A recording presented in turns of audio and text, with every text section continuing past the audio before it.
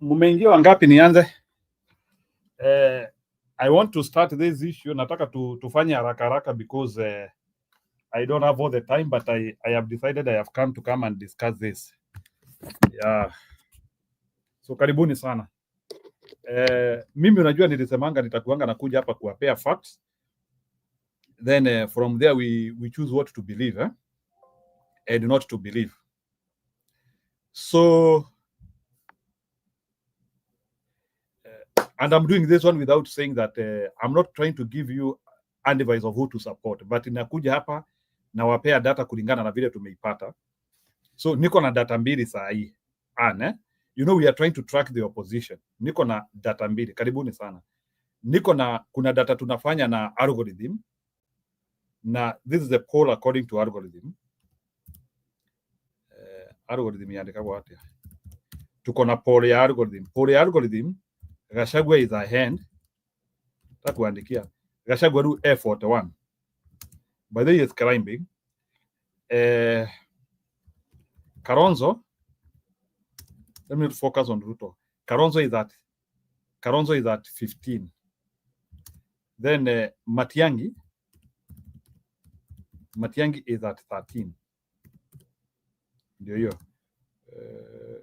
Wacha nisishinde nikiwapea. Ruto is at 17 right now. Ndio hiyo.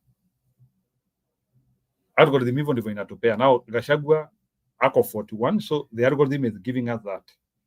So the algorithm is saying Gachagua is at 41, and I'm not pitching for anyone, by the way. Mimi nawapea data kulingana vile iko.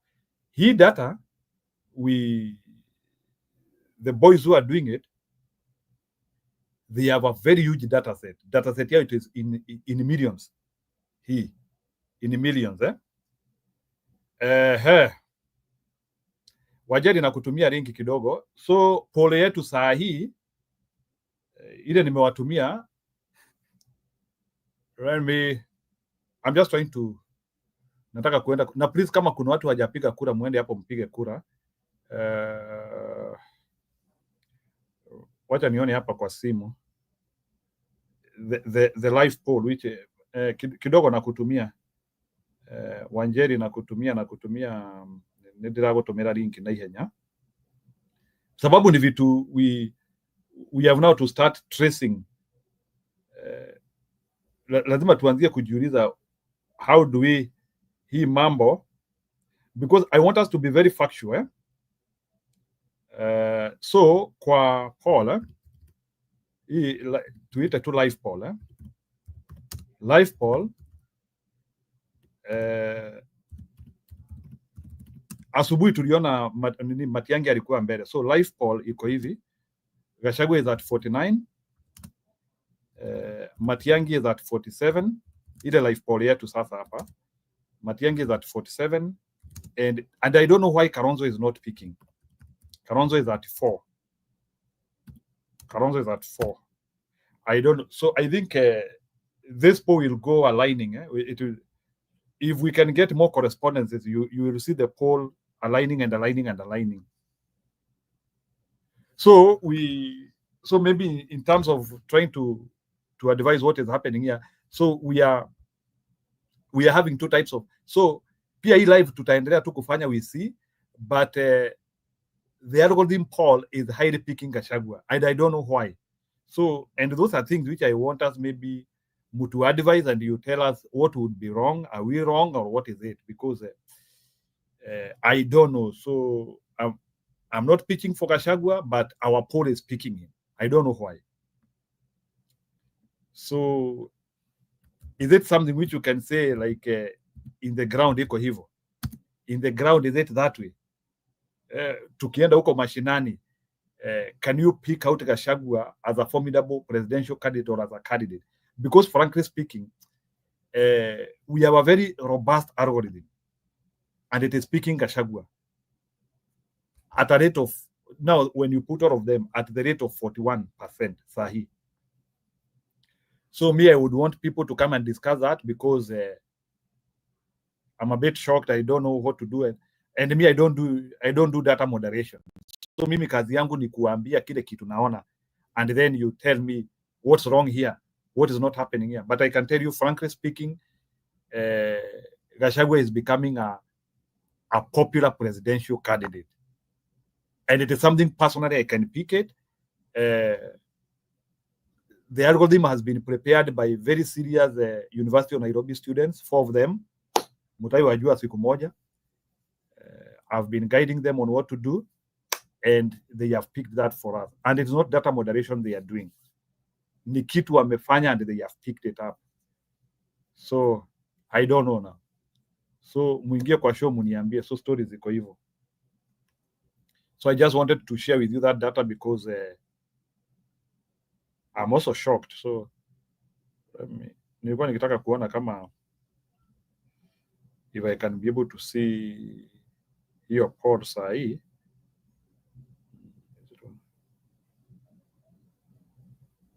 So kuna mtu alikuwa amesema I share the poll. I think so please Wajeri ulikuwa unaitisha link, so kindly can you enter so that you can discuss if you want, but I need to hear comments from people. Like me, I discuss real things. We are not faking anything here. Wacha niende kwa hiyo poll tena. I want to see imefika wapi. I just want to kuangalia so that I do not yeah, sahi hata iko 40 to 50. Sahi Gachagua is at 52 and Matiang'i at 44. I don't know, but sijui. Even our algorithm is picking Gachagua. Me, I'm not speaking for Gachagua to be the presidential candidate, but mimi nawapea data as the way we are getting it. And by the way, Kalonzo is not picking up. I don't know why. Kalonzo is not picking kabisa. In fact, hata here poll is even more positive to Gachagua than the algorithm. The algorithm is a bit mean on him. But algorithm Gachagua is at 41. We are not pitching for him, but mutaniruhusu, we have to say what is real. So hata tukienda kwa presidential candidate tuende wakijua story iko hivyo. The way popularity looks like. Yes, even Matiang'i is popular. Even in our show here, I can see 44% of people want him, which is good. But the truth of the matter,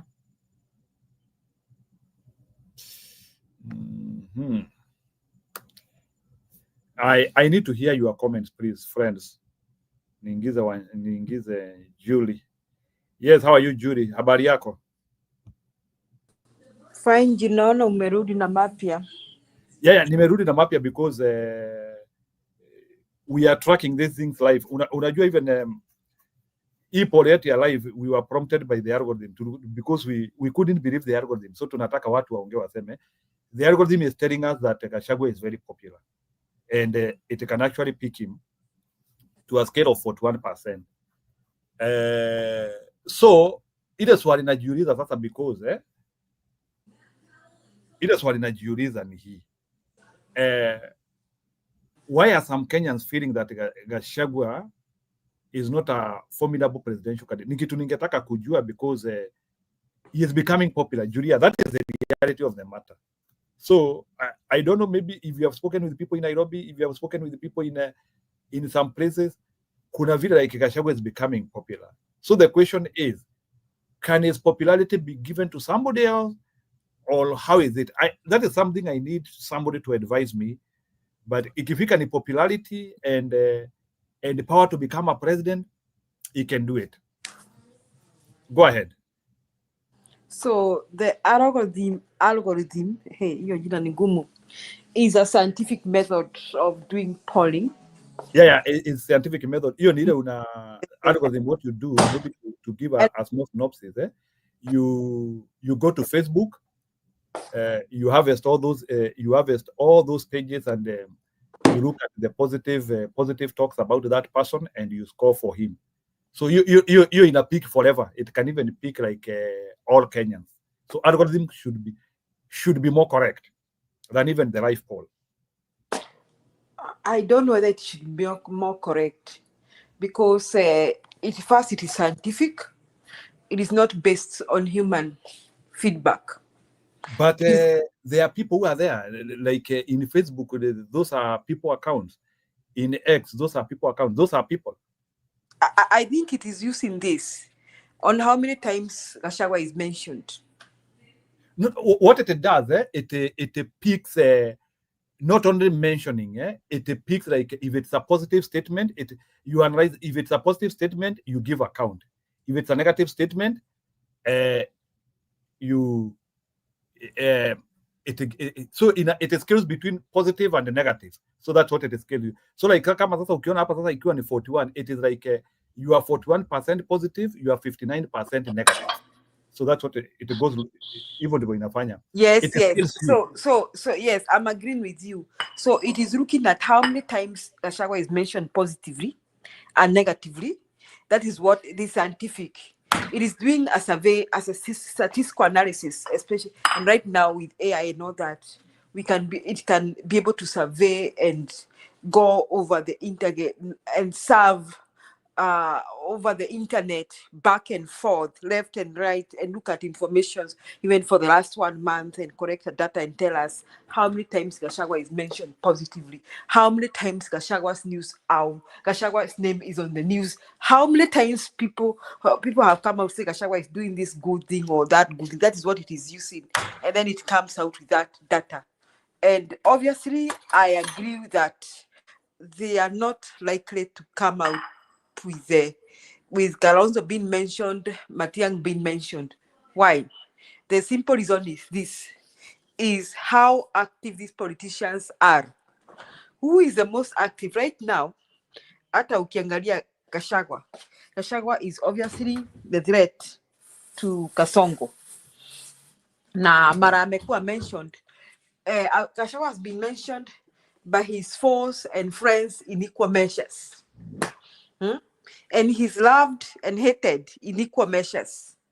So, in fact, hakuna siku yenye inapita without Gachagua being mentioned.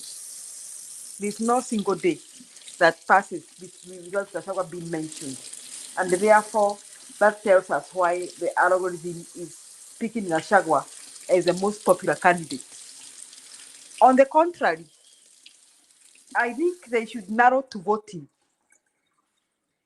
Hii kama info track. Wafanya kama ile kitu ya info track. Wachukue sample numbers from the north to the south of Kenya, from the east to the west, and find out what do people, Kenyans, feel as about Gachagua as a presidential candidate. I would not be surprised that the results may be different. However, even with that kind of an info track survey, right now, I may not expect Matiang'i to pick. They may have the same numbers because bado watu wanafikiria huyu Matiang'i ni nani. But the truth is, if an info track thing is done, like questionnaires across the country, not how many times people are mentioned by the press, by Citizen, and my NTV, na nini, and my Facebook, questionnaires itumwe. Give us the person you want to direct to be president of Kenya. Gachagua would not take the lead. What about hii yetu orende inaoneshana Gachagua kwa mbele na hii yetu pia yenyewe ni live poll. Hapana, yenye tulifanya si Gachagua was not ahead, Matiang'i was ahead. He was ahead with 70-something%. No, but now unajua hiyo poll it is going with the time. That one was the initial count. The initial count, yes, it was 71, but right now as you go, you know, as you go now, Gachagua is amepita Matiang'i. Hata sijaiona hiyo yako Njiru. Ndio hiyo live poll ya saa hii Gachagua ako na 49. Sijaiona because I don't believe Gachagua in fact Njiru, let me shock you. In the event of a real poll kama ile info tract, Gachagua may lose to some people that you don't expect. Are you sure? Yes. I'm just telling you, Njiru. And Gachagua, I'm sure Gachagua is smart enough to know that. No, I don't think Gachagua is smart enough to know that. But do you want to tell me that if Gachagua is very popular he shy away from even proposing himself to be the president? I don't think he's very popular. I think he's powerful. There's a difference between being popular and being powerful. Huh? Yeah. Popular and powerful. I don't think I thought power comes with authority somewhere. I don't think I can attribute the word popular. I can't attribute the word popular to Gachagua. I can attribute that he has become immensely powerful. Okay, now, wacha tuachane na Gachagua kidogo for a while. So, why is Matiang'i not picking? Because frankly speaking, in Uria, there is something not functioning in Matiang'i. Because if even with the many falls which Gachagua has done, Matiang'i should have picked by now. And he should be that. I don't think Matiang'i will pick in the near future, and Matiang'i may not feature a lot in the near future. But Matiang'i is likely to come in with a bang the last few days of the election. Just the Kibaki style. Atatokezea hivyo. He will come back, he'll bounce. You know why he'll bounce? Jiru, you see, we are not just talking about kicking Ruto out. We are also thinking about what happens to Kenya after that. And I can sure why even ask yourself a good question, Jiru. Mimi ni mtu wa Mlima Kenya. And the way Kenyans are, obviously, we have a lot of tribal, balkanizations and affiliations and all that. We cannot run away from that. We always have a soft spot for our person, and we cannot run away from that. It's a fact. And I wouldn't be here pretending not to say that also, that I wouldn't have a soft spot from Gachagua. But ask yourself why you, out of 3-4 people, 3 Kikuyus, you divide at least one thinking that Gachagua should not be president. Doesn't that tell you kama kuna Kikuyu watatu, kuna mmoja anajisikia Gachagua atakuwa ni kuwa president? What does that tell you about the rest of Kenya? It tells you that the rest of Kenya, the numbers will be bigger, saying that they don't want Gachagua to be president.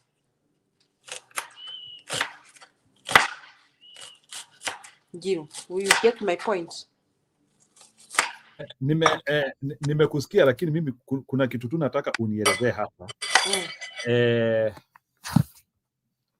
Julia, it is something which now we have to start taking serious.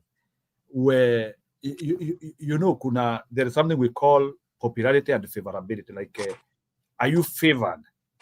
So there is a problem here. We might say, tumesema Gachagua ni midfielder mzuri. He can determine the game. Unajua yeye ni kama Messi. Kama if you know anything about football. Ni kama Messi ama the famous Ronaldinho. Yule ambayo anaweza, tunaitanga wale watu wanakuja na wanabadilisha mpira. Gachagua hako na capacity ya kubadilisha siasa yetu Kenya. Lakini ile swali najiuliza, hako na uwezo wa kubadilishia mtu fulani kura. Sasa tuseme kama saa hii Gachagua akuje aseme sisi wote sasa tunafuata Matiang'i. Matiang'i ako na ule mvuto wa kupiga Kasongo. It is not Matiang'i. It will be Gachagua and the others will push him. Kibaki was a good example. And Matiang'i is even stronger than Kibaki. Matiang'i is even stronger than Kibaki. Kibaki alikuwa General Kiguoya. Wao unakumbuka vile alikubaki kwa serikali na akajifanya yeye hajui vile kinaendelea.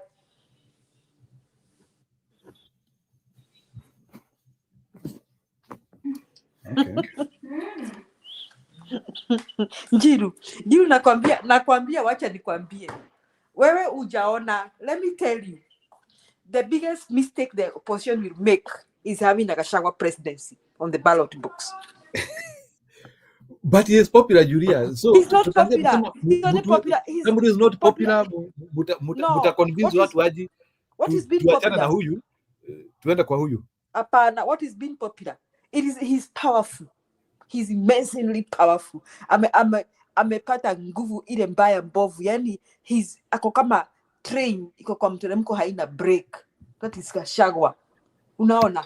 But as Kenyans, do you want Gachagua to be president? Let me tell you, that will be room for Ruto to rig and steal.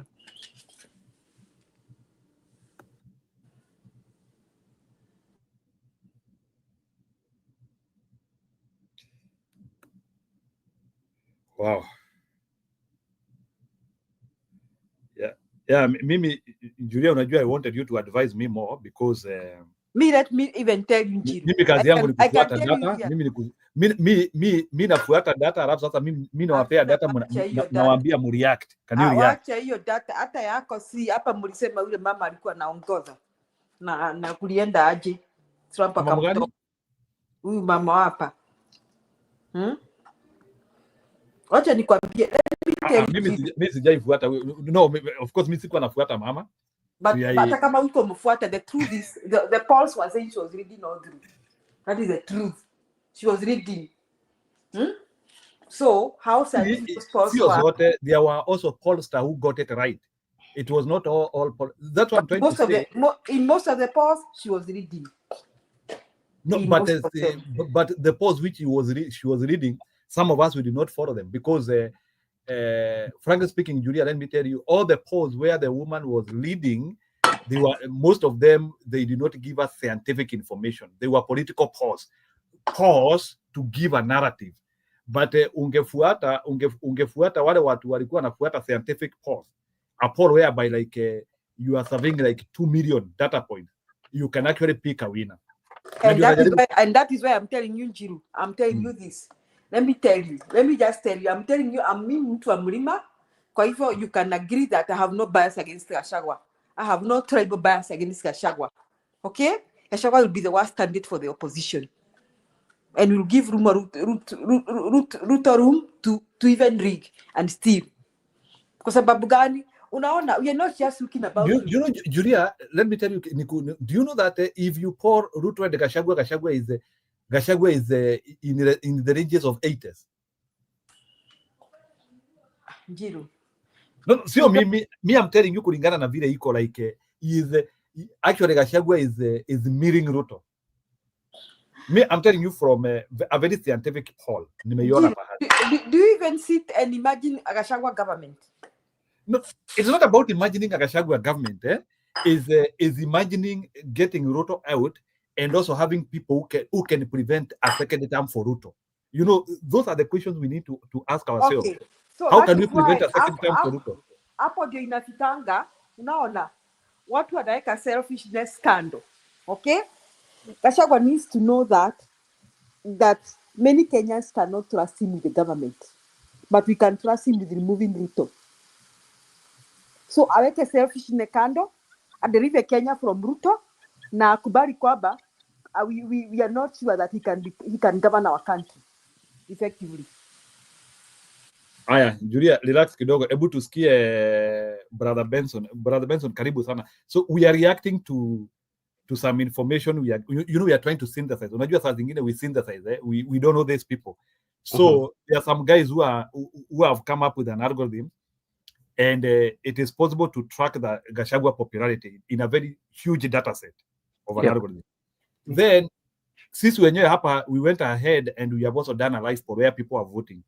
We can also see Gachagua coming up. Initially, Matiang'i was coming up. Then, kuna vile as data inaenda ikiongezeka, kuna vile Gachagua is starting to climb. So the question which we are asking is this: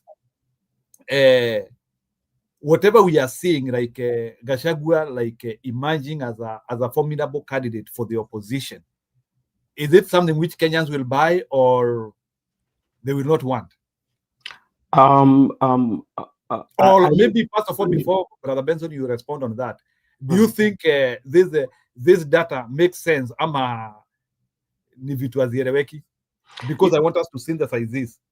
You know, it depends from where the data was collected from. That is something that you have to look at. You know, where was the data collected from, and what the regions. So that is something that you have to look at. That is one. Then secondly, when you talk about especially the presidency of Rigathi Gachagua, one of the things that you should put in consideration is the sellability and the believability. Yeah, is it sellable amongst all Kenyans? You know, and it is a believability candidate. You know, then what also you have to put in consideration is about also our politics. What is our politics about? Our politics is not about issues. Our politics is about regionalism and the tribalism, you know. So when you look at the presidency of Rigathi Gachagua, how will the presidency of Rigathi Gachagua especially do when you put it in the region of Rift Valley, come put it into Nyanza and put it into Coast and other areas? How will it do? You know, so those are the some of the areas that you have to look into. For me, this is what I believe. I believe that Rigathi Gachagua will be the pillars that are going to decide the election. They are going to influence the outcome of the election of 2027, either positively or negatively. But when it comes to presidency, I think it's still the presidency of Rigathi Gachagua is not sellable among so many Kenyans, because you look at the reason why people love Rigathi Gachagua. People love Rigathi Gachagua because on how he's hammering the president. That's why people love him. But people do not love him because of political ideology and the political art. Yeah, and even look at when you compare. Also, you can compare also with the political art of let's say like Raila Odinga.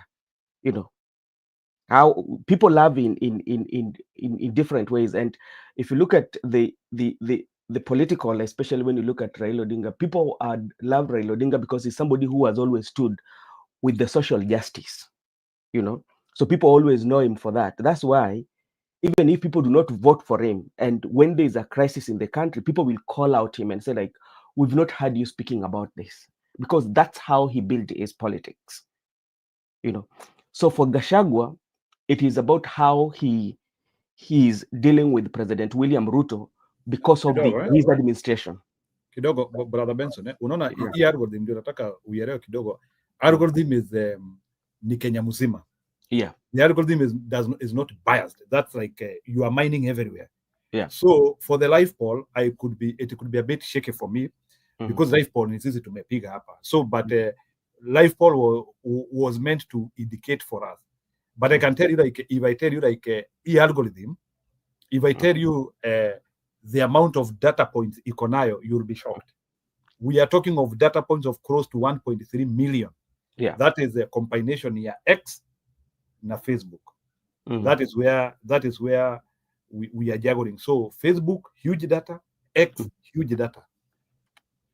And Njiru, let me just tell you, there's something that we witnessed today, and I want to tell you something, because today I was having communication, especially when that mass ceremony was being done in Nyakach, and this is what was coming from the ground. You know, as much as people might say that the stance that were taken by Raila Odinga is very unpopular. It's very unpopular on the urban centers. But when you go to the villages, especially, you will find people, majority of people usually embrace it. Yeah?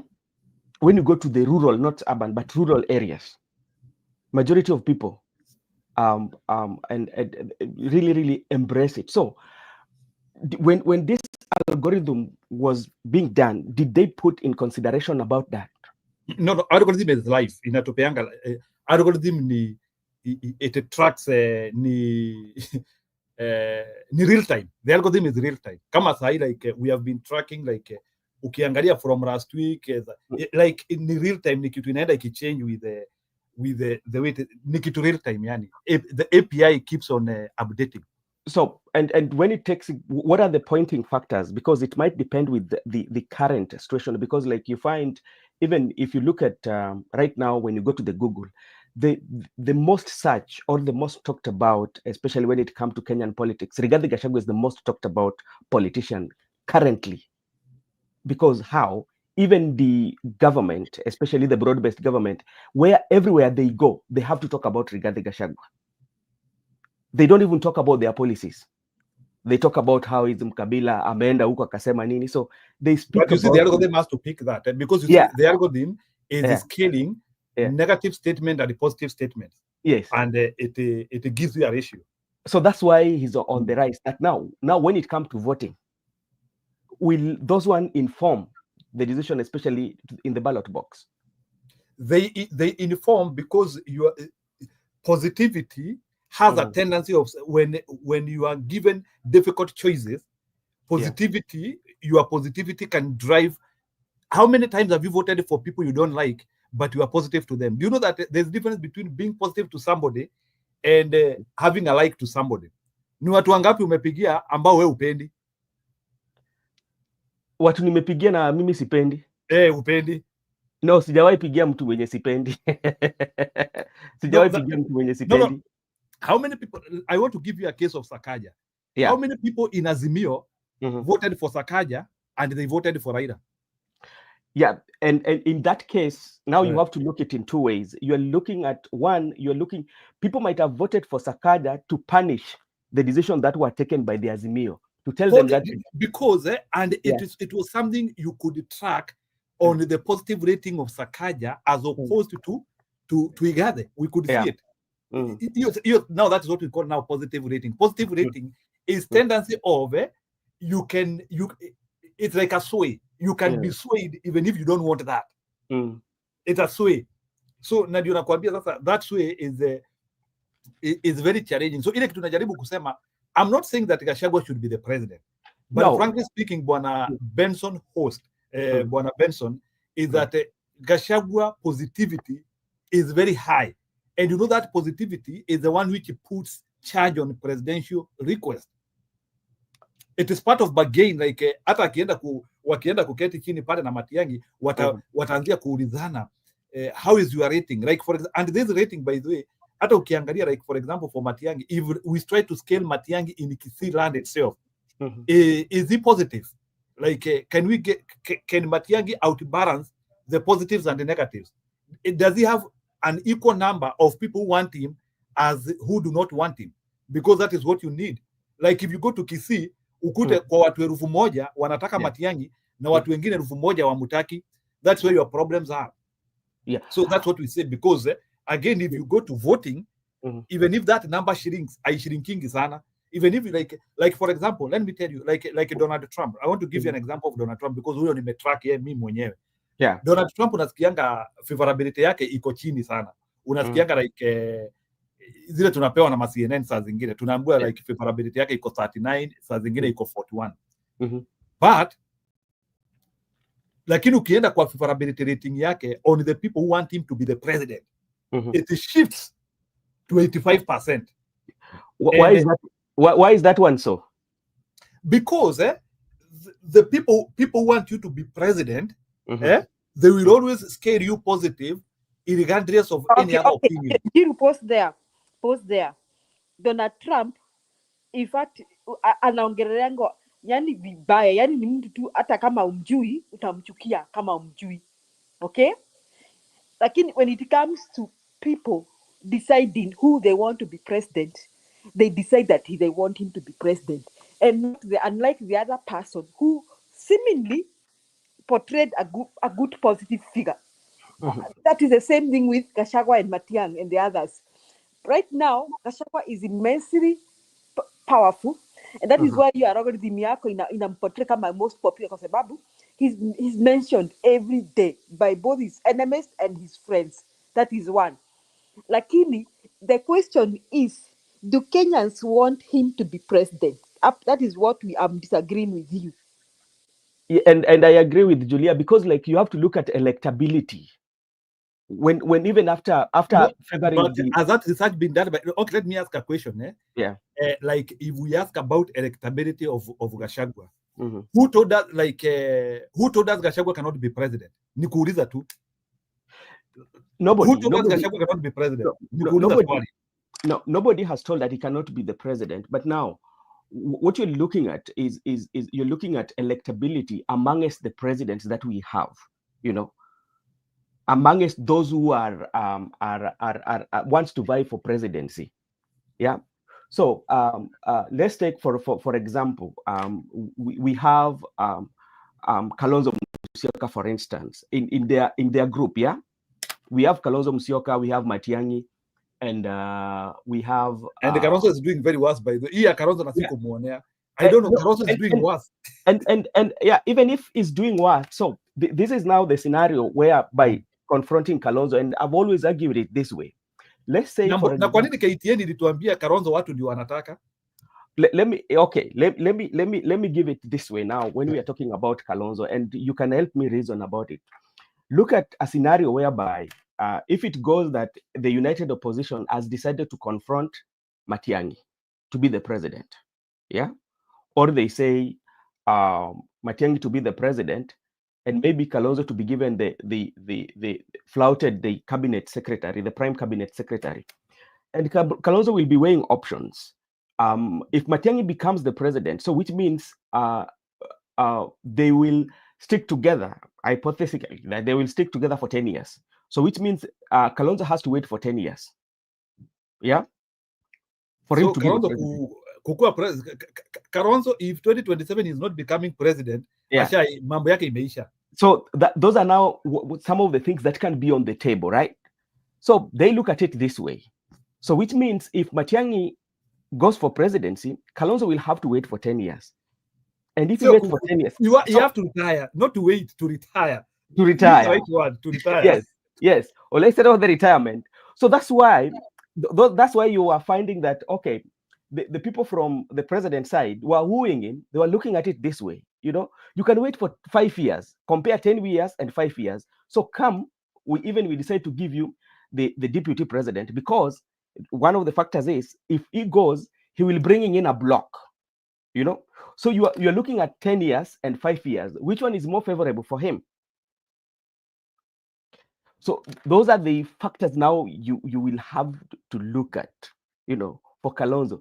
Actually, when you look at all the presidential aspirants or in the united opposition, the person who is worstly placed is His Excellency Kalonzo Musyoka. Is the person who is worstly placed in that group. Yeah. So and maybe before I leave, there's something here that Annie was telling me about the people in the interior. You know, and I'm a case study, especially especially when you look at the Lake region. What usually happens, Njiru, is that the turnout is usually very low, even with Raila being on the ballot. We've seen that successfully ever since he has been on the presidential ballot. We agree with that, right? But now when you go to the villages, his words tend to stick with the majority of the people, especially in the rural areas. You know, like let's say like people of the demographic of the old people, you know. Yeah, they tend, and you find that the members of parliament, some of them get those positions because of the Raila Odinga fame, right? So they will be ambassadors to campaign for everything that Raila Odinga brings on board. So which means in the village, it tends to sell well as compared into the urban areas. So that's why I was telling Annie that like even though in the interior part there are those who can access internet and connect with the global world, but especially when it comes to the politics of regionalism, there are those who tend to resonate well with the stance and the arguments that Raila Odinga is putting in place, especially. And that one will affect the voting. Also, Brother Benson, there's something you're not understanding. Yeah. Also, Nyanza has never been, for the period of 20 years, because Raila Odinga has always been the ballot. Don't forget that if Nyanza is not having a presidential candidate in the ballot, the votes in Nyanza will realign randomly. That's so. Can you tell me, Raila Odinga not in the ballot and Raila Odinga in the ballot? How is the voting pattern? Can you try to predict? Like, let's say we have Matiang'i, wacha nimweke for the purposes of argument. We have Matiang'i and Ruto in the ballot, and Raila Odinga is not in the ballot. Now, can you share for me Nyanza votes, both the Ruo Nyanza and the Kisii, to either of the candidates? Can you share that voting and in what proportionalities? No, it will scatter. The vote will scatter. And will there be voter turnout, like a massive voter turnout? What watatokezea? No, I don't think it will. There will be a massive voter turnout, because remember, what will happen again that will inform the voting is about how they are going to do their nomination. Like, if you are very keen, what he said today when he was attending the mass today, what was taking place in Nyakach, he talked about the gubernatorial race for Kisumu, whereby he was talking about like all these people are going to have a sit down and they're going to decide on who is going to be given the ticket, you know, and how and who will definitely get that ticket. The person who is going to get that ticket is somebody who is very loyal and somebody who they might feel like might not betray them. Especially when you look at Tom Ojienda, for instance. Tom Ojienda, he's campaigning well, he's very much oiled, but remember, they're the people who, first of all, decided to go and work with the government before Raila came in. So that is a red flag. It tells you that that one puts Tom Ojienda out, you know. So what will that one happen? Just in case, if they go and have a sit down and they say that we're not going to give it to Tom Ojienda, and Tom Ojienda has his people, that one will affect the voters' turnout. They might say that, okay, we're not going to vote for presidency because Tom Ojienda is not in the ballot, or they might go with the Tom Ojienda as an independent candidate. So those are factors that will inform the decision making, especially when it comes to voting. And that's why I'm trying to say that Ruo Nyanza is not a place where now, as a presidential candidate, you need to focus so much on, because even when they are a candidate, they did not have that voter enthusiasm. So those people they were not enthusiastic to Raila Odinga. Why should they be enthusiastic to you? It's a question we need to ask. Like, for Raila Odinga, they voted in, I think was it 70%? Ama walikuwa 65. For Raila Odinga, the voter turnout was either 65 to 70. Yeah. So even if they support Ruto, we are talking of barely a half.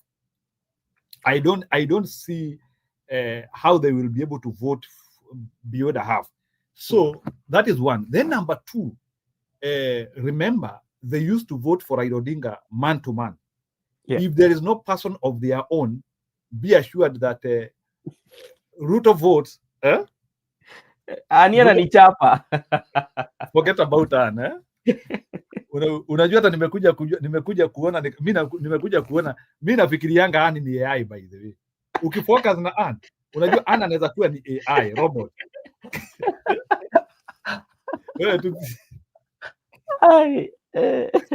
sijui kama bwana brother Benson umeikuwa kwa computer, alafu computer inakwambia identify the pictures if you are a real person. If you want to log in into or even your sensitive information. Yeah. So kuna vile saa zingine naonanga trailer ya Anne. Anne looks kama ni kama ameprogramiwa, sababu ni mtu wa kuenda pande moja, anaendanga tu hivyo pande. I doubt kama mimi naonanga Anne ni AI. Hata nilimuona studio siku nyingine hata aongei. Nikasema acha nisiambie AI iongee.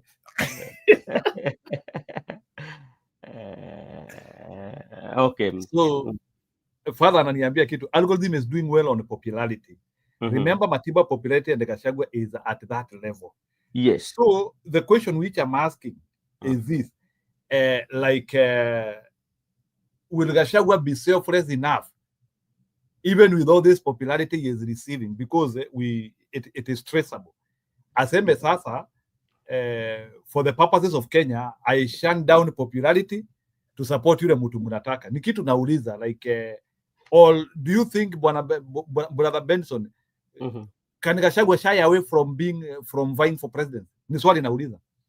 Before you go for Gachagua, Ben Diakujibu, you were talking about Nyanza. Do you know Nyanza? I totally think they'd come out vote Matiang'i. Because if Ben I'm wrong, you can tell me, but I kind of feel like he makes them feel safe. Yeah.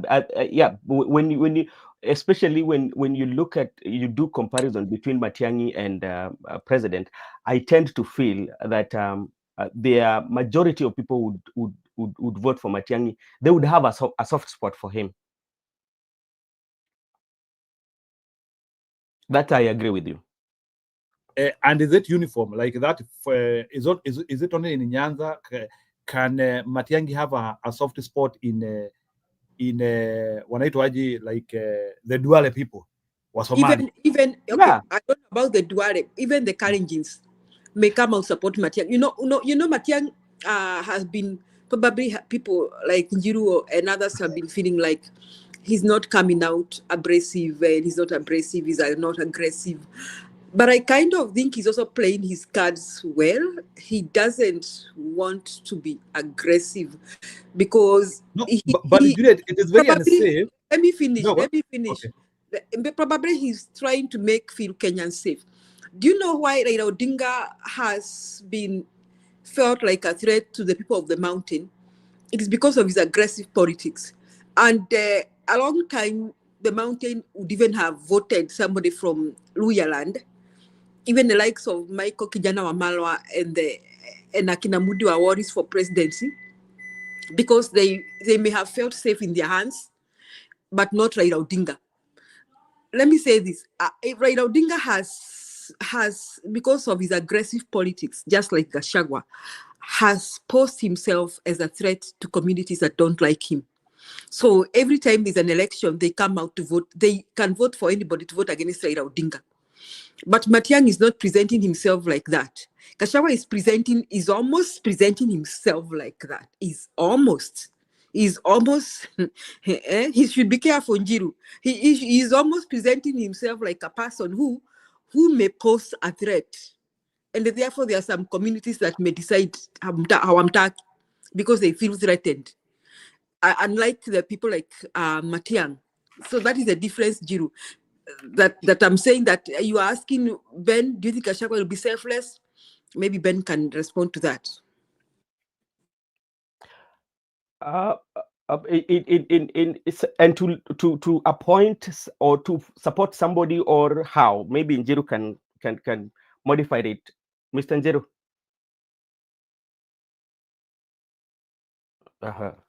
Njiru amepotea.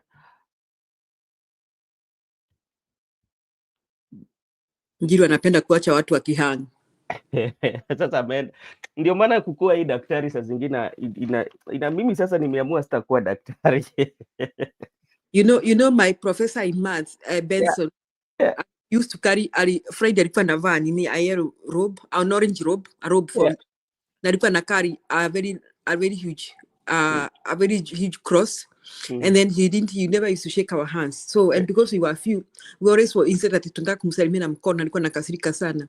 Those are the days I resolved that I never want to be a professor because hiyo behavior ilikuwa inanishtua sana. Sasa sijui kama Njiru anaelekea huko. Njiru ako huko.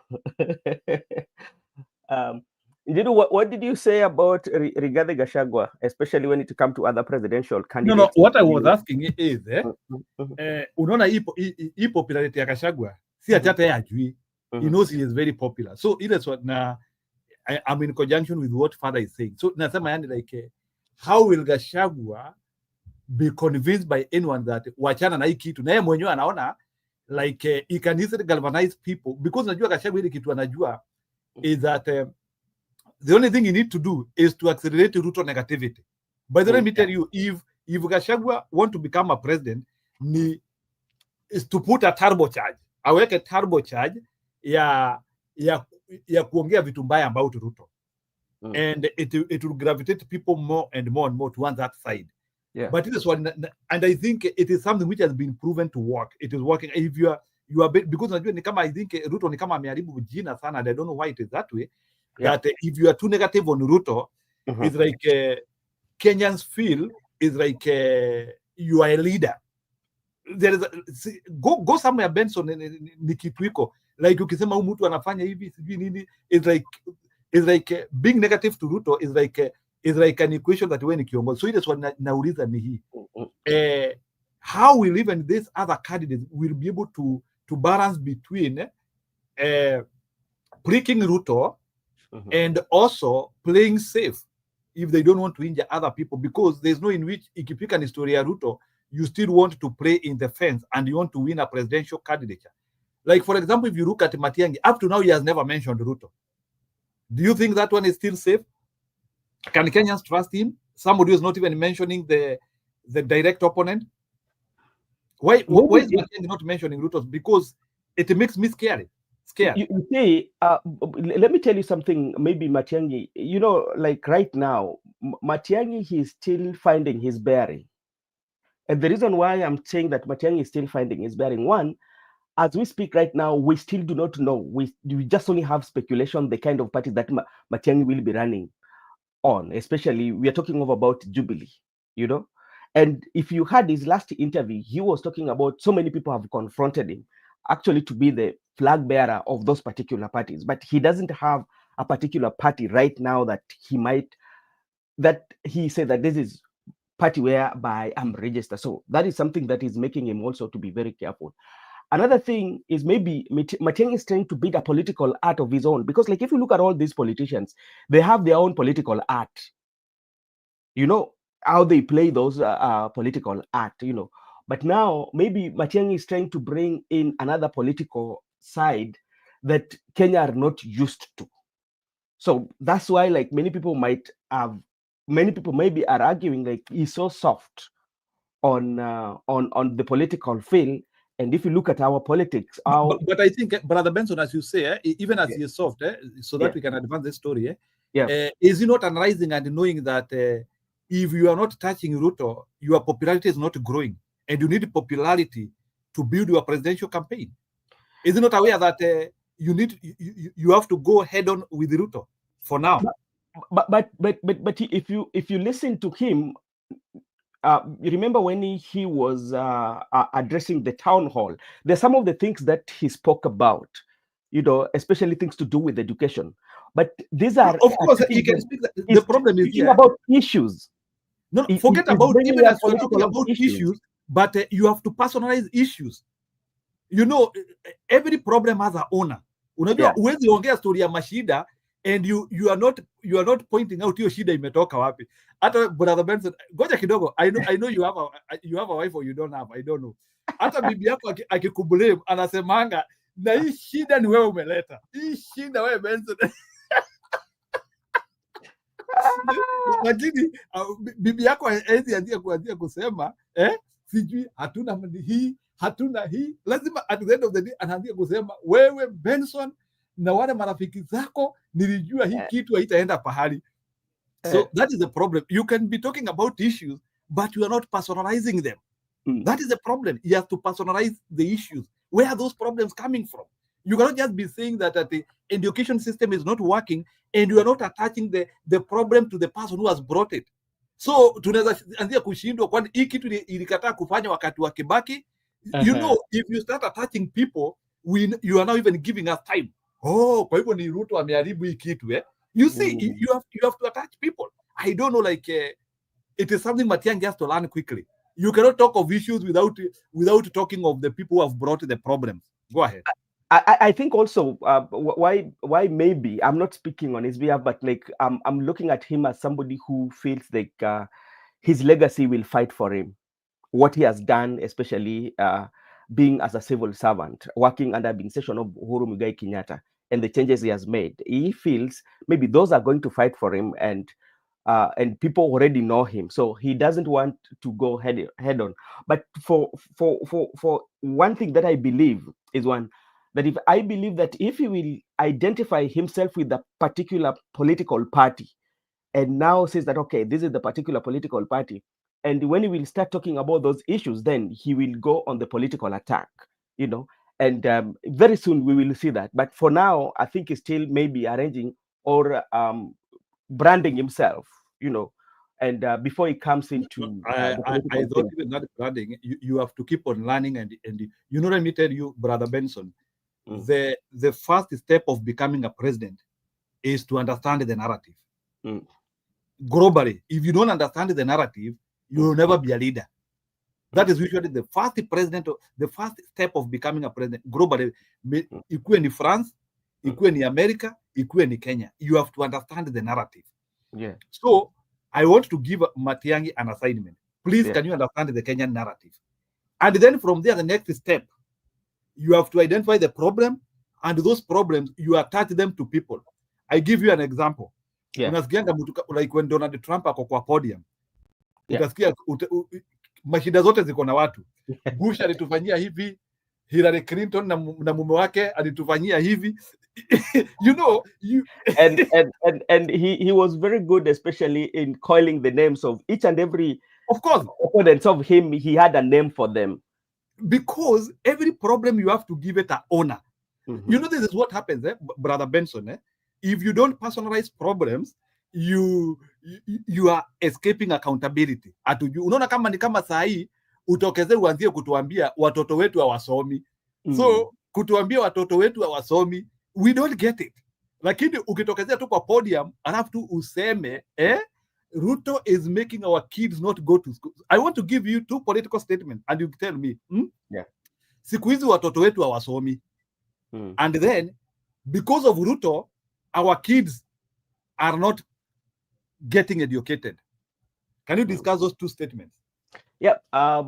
The first one maybe is not powerful, is general, but the second one is quite much very specific. The reason why they don't. Ya kwanza hata inaweza kuwa watoto wamekataa shule. Yeah, it's general. Yeah, so that is the problem now, and that's why when you are in a presidential campaign, specificity is a reason, and that specificity is which is actually making Gachagua become more positive. So ndio najaribu kusema if there are people who are close to Matiang'i, they have to tell him that hizo vitu zote anaongea, they have to be personalized. Na lazima aseme nani Murkomen. Let me tell you, Gachagua is very attractive somebody to people, let me tell you. But let me give you the concept of Gachagua ya kuongeanga. Unasikianga Gachagua akisema kama sahi ashaambia Sudi, hebu nikusomea statement ya Gachagua vile ameambia Sudi. Let me show you how politicians speak, and that is what is making, hata kama hatutaki Gachagua, ndio nakuta nataka kukusomea vile Sudi, where is ndiye huyu, vile Gachagua ameambia Sudi, hata amemutaja Sudi, go look for your fellow school dropouts and play your games with them. You want me to stand on a podium with you and engage intellectuals here in America? That's laughable. I don't mean to sound rude, but that language will use. Not everybody in America understands your mother tongue, or maybe you traveled with your translator. I don't know, but you can see like when Gachagua is addressing somebody in the issue, he mentions the person. When Gachagua will be talking about Murkomen, he will mention him. The problem which Matiang'i has, he has refused to put names on issues he is handling. Okay, thank you. Unajua anile ameniamulia mimi ni Mkenya, mimi napenda kila mtu, lakini hapo unajua ni siasa, tunatoa maoni. Yani tafadhali leo nisamee tu kwa leo tu. Wewe nimekuambia ani ni AI na utaki kusikia. Unajua sasa AI ina analyze kulingana na vile inakupianga. Yeah, so Njiru, unajua kitu, one thing that we have to agree, especially when it comes to Rigathi Gachagua. Rigathi Gachagua has come up with his own political art that nobody did not expect him to have that, especially on how he tackled the issues and even how he rebutted the issues. And that's why you find that immediately if somebody attacks Rigathi Gachagua, any politician, when you go to the internet, people will say that you are waiting for comeback, you know? And do you know why? The reason why people are saying they're waiting for comeback, because Rigathi Gachagua will come with the comeback and give you the reason why he's giving that comeback. But now, when it comes to the issue of even attacking, yeah, on how, especially when I want to give it about Matiang'i, I think by the time Matiang'i will be given that presidential ticket and say that now you are the united, he will have to come out and he will have to sting that narrative of the opposition. But for now, I think is still finding that balance Let me ask Njiru a question before Oba comes. Njiru, yeah. I want to, as you answer me these questions, I want to tell you that Matiang'i is presidential. Gachagua is not presidential. Now, do you think Gachagua, we can trust him for our education? Do you think that we can trust Gachagua to fight our corruption? Do you think we can trust Gachagua to restore our economy? Do you think we can even trust Gachagua to be neutral when it comes to government appointments? Do you think he can stop this narrative kwamba nimewapatia viti ngapi, wakisi mko na viti tano? Do you think he can stop that? Because we, in our new dispensation, we want to stop that. We don't want to keep on saying I should become president, and you trust me that even if I appoint all Kikuyus, I will serve Bernard, I will serve Roba, okay? I will serve the child in Yakach, huh? I will serve the child in Northeastern. And even if my government has just 15 Kikuyus, you can trust my government that I will serve all Kenyans. That is the new dispensation we are looking for. Do you think Gachagua can take us to that new dispensation? So if you answer me, you will try to prove to me that I think I'm wrong when I say that Matiang'i is presidential, Gachagua is not presidential. Okay, Julia, you lead a nation where it wants to go. If the new Kenya, those are the objectives they want, they can achieve them with whichever the presidential candidate we are going to have now. Unaona hata maneno ya Ruto washakata. So let me tell you, when it will come to productivity, it doesn't mean that Gachagua cannot produce. He will. So I think even narrative yake it has really improved. Actually, ukiangalia Gachagua wa Ruto na Gachagua wetu, there is extreme dynamics. Unaona mtu amebadilisha sana. Having said that, ile kitu unajua, what we are trying to say is we are trying to improve our presidential candidate. And before you become a presidential candidate, it is usually a market road. You have to identify yourself. Like you have to show people that you can defend them. So your rhetoric, people have to see you in waves. There must be a high you, a low you. Usikue mutu uniform sana. So, and that is the problem which I see here. Matiang'i could be formidable for us, but his rhetoric is a bit, would I call it? He has a very lucid rhetoric, but the problem is that his rhetoric is not high notch, whereby like you are like vibrating people, like people are feeling that emergency, like huyu mtu lazima tumtoe. Those are tiny things which he has to change and improve. Rhetoric, hiyo nitasema rhetoric.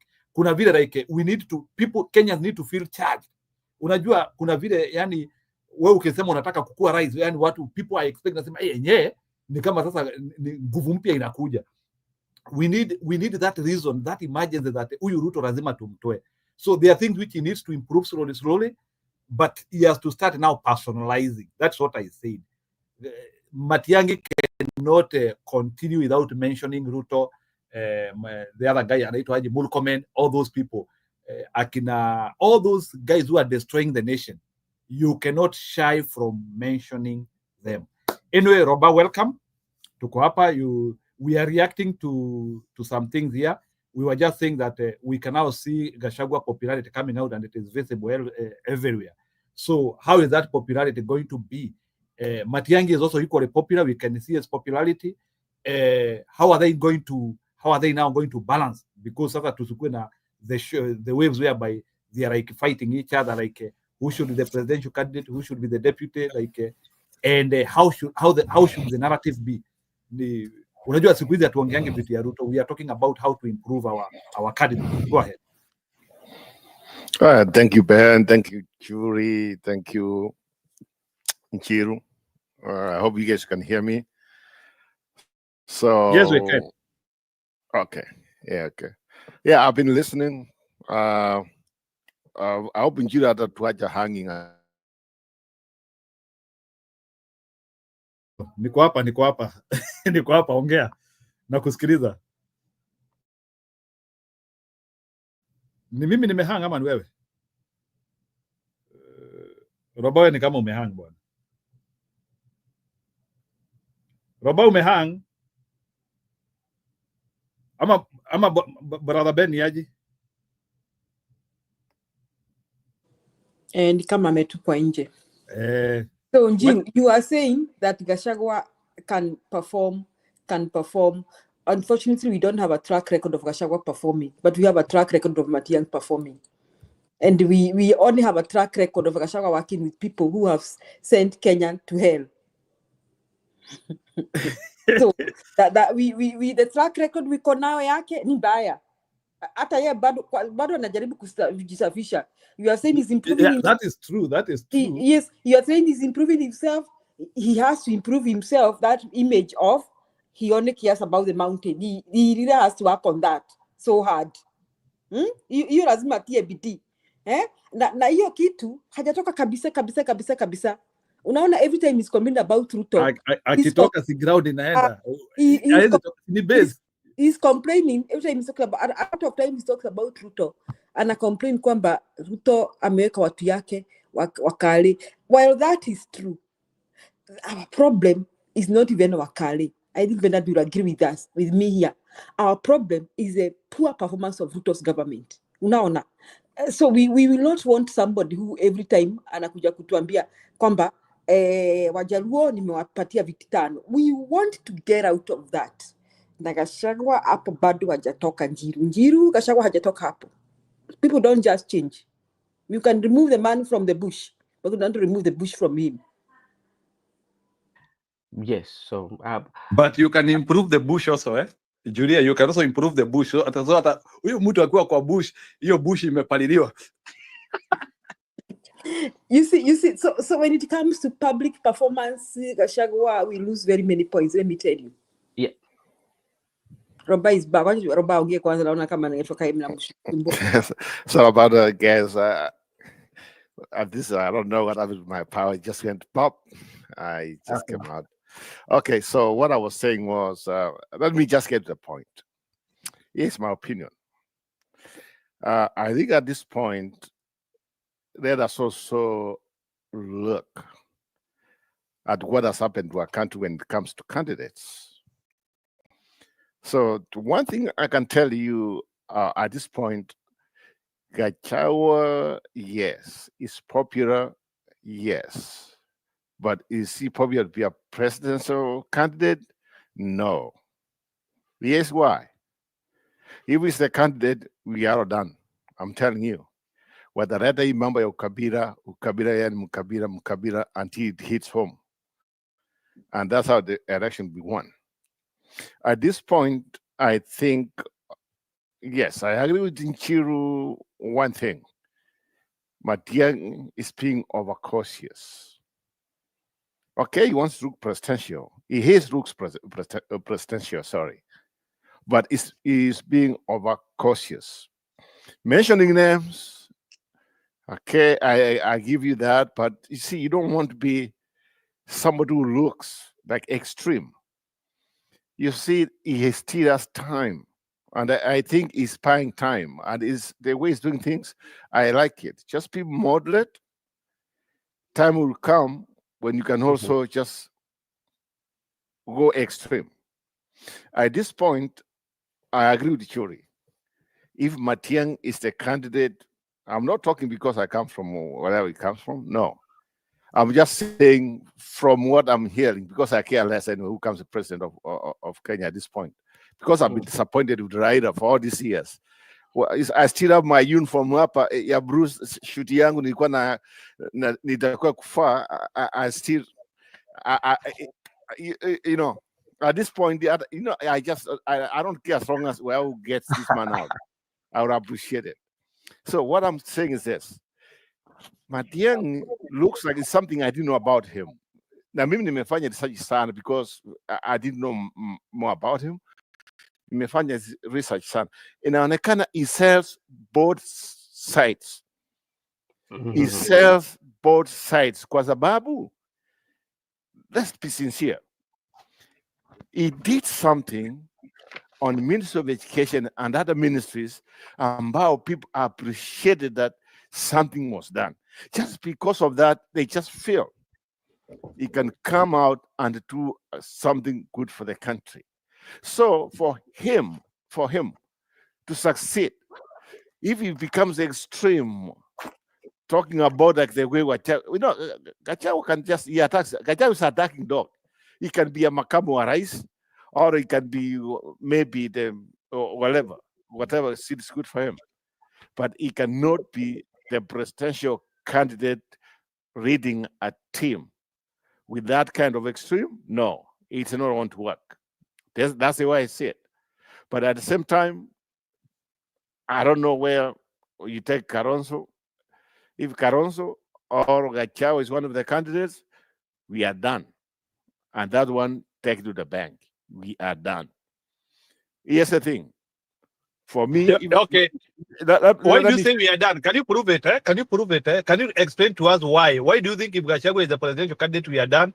Why do you think if Caronso is the presidential candidate, we are done? Give us more material. Yes. Here's the thing. Who are the majority people right now who want to vote in our country? It's the young people. The young people have seen Caronso. The young people have seen Gachagua. All of them. They cannot read because they have been somewhere. They have been vice presidents. They have worked before. It's just like what's needed right now is fresh air in the country. But yes, this is where I wanted to go. If I had my own ticket, let me give you my own ticket. If I had, like, we want to turn things around and we beat Ruto, just like 6 in the morning by midnight, I will give this way. My presidential candidate is going to be the Senator of Nairobi, and the makamu wa rais wake is going to be Ndidi Nyoro. That's my ticket. Give me that ticket, and I beat Kasongo by midnight. I mean, if that's a ticket, if it comes out like that, then we are at the right track. It will just ever. I'm telling you, the election will be over. It's enough. Let's start afresh. The new kids in town, and I'm telling you, those guys, they are proven they can do very well. But that's my opinion. Go ahead. So Sifuna, Ndidi Nyoro ticket. That's the one I prefer. Okay. Sawa, that one is okay. Naona pia msimamo ameingia. But the problem is that hiyo Sifuna Ndidi Nyoro is not a ticket which is being talked by everybody. Even our polls are not even picking it. So who will propose them? Because sielewi. But what I'm telling you is, at this point, we don't have a ticket. At the end of the day, there will be a compromise. If the other guys, they just like, you know what? Let us, okay. If we can't agree, let us get new people here. If we want, I say that's my ticket. Regardless, you talk about it, I'm talking about it. I'll talk about it tomorrow. I'll talk yesterday, tomorrow, the day after. That's my ticket. Okay. Okay, that one's quite in order. Right now. Yeah, and it's sour. But just know that you could be the only one in it, which is okay. That's fine. Let me by myself. That's the way I feel. Okay. That's okay. Start kuongelea hiyo tiketi ya nani ya kwa sababu I don't even think Ndidi Nyoro is anywhere presidential candidate.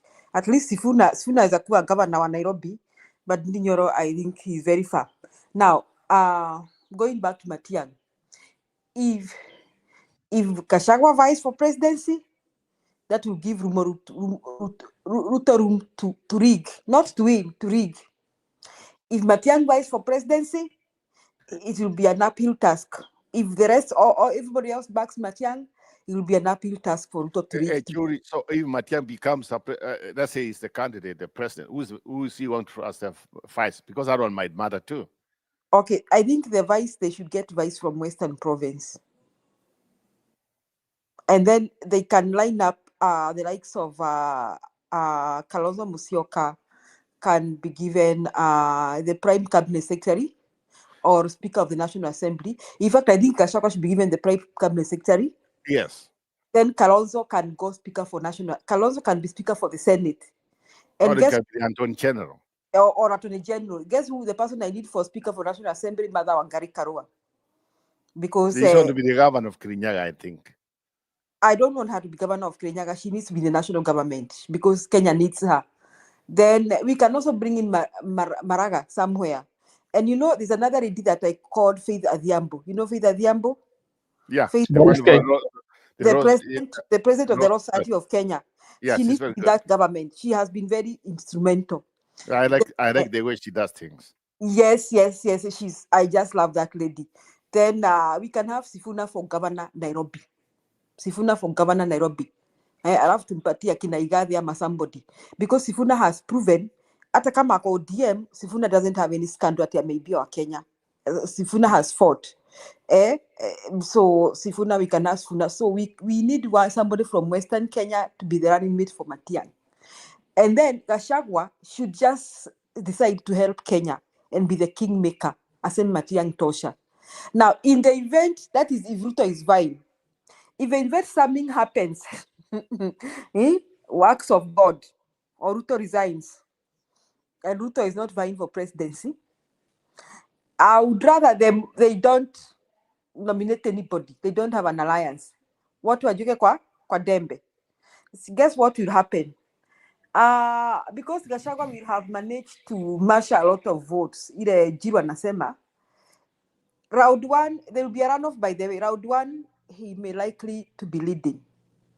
And Matiang'i may be number 2. But round two will flip. Matiang'i will be number 1.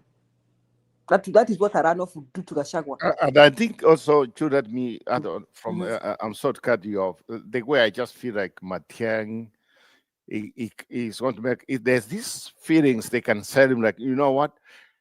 Now, after all these years, let us have another community. That will be the crying call. Yes. The And crying call. That will win all Kenyans. Yes, a smaller community, from a smaller community to lead our country. Maybe that's why. Yes, that will sell. And they can go around and say, we do not have to have a large community leading. We just want somebody who will change Kenya. And they can even narrate how he has changed Kenya. They can say, when you people know, they can say, you know how he worked for Uhuru, you know the things he achieved. You people, everybody knows. If Gachagua can be a good, say, represent of that one, he can hit it, he can tell that a community, you know what, sisi tumeacha na wengine waache, sisi independence, what we want to go a different way, a smaller community, because we are Kenyans. This is your chance. This is the chance. And I'm telling you, it will serve very, very well. The way I just said. And you know what I came to realize also, Jules, is this.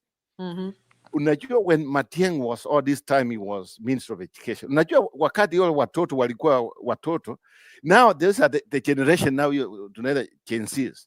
Now, they know him, and they are all over the country. They know his name.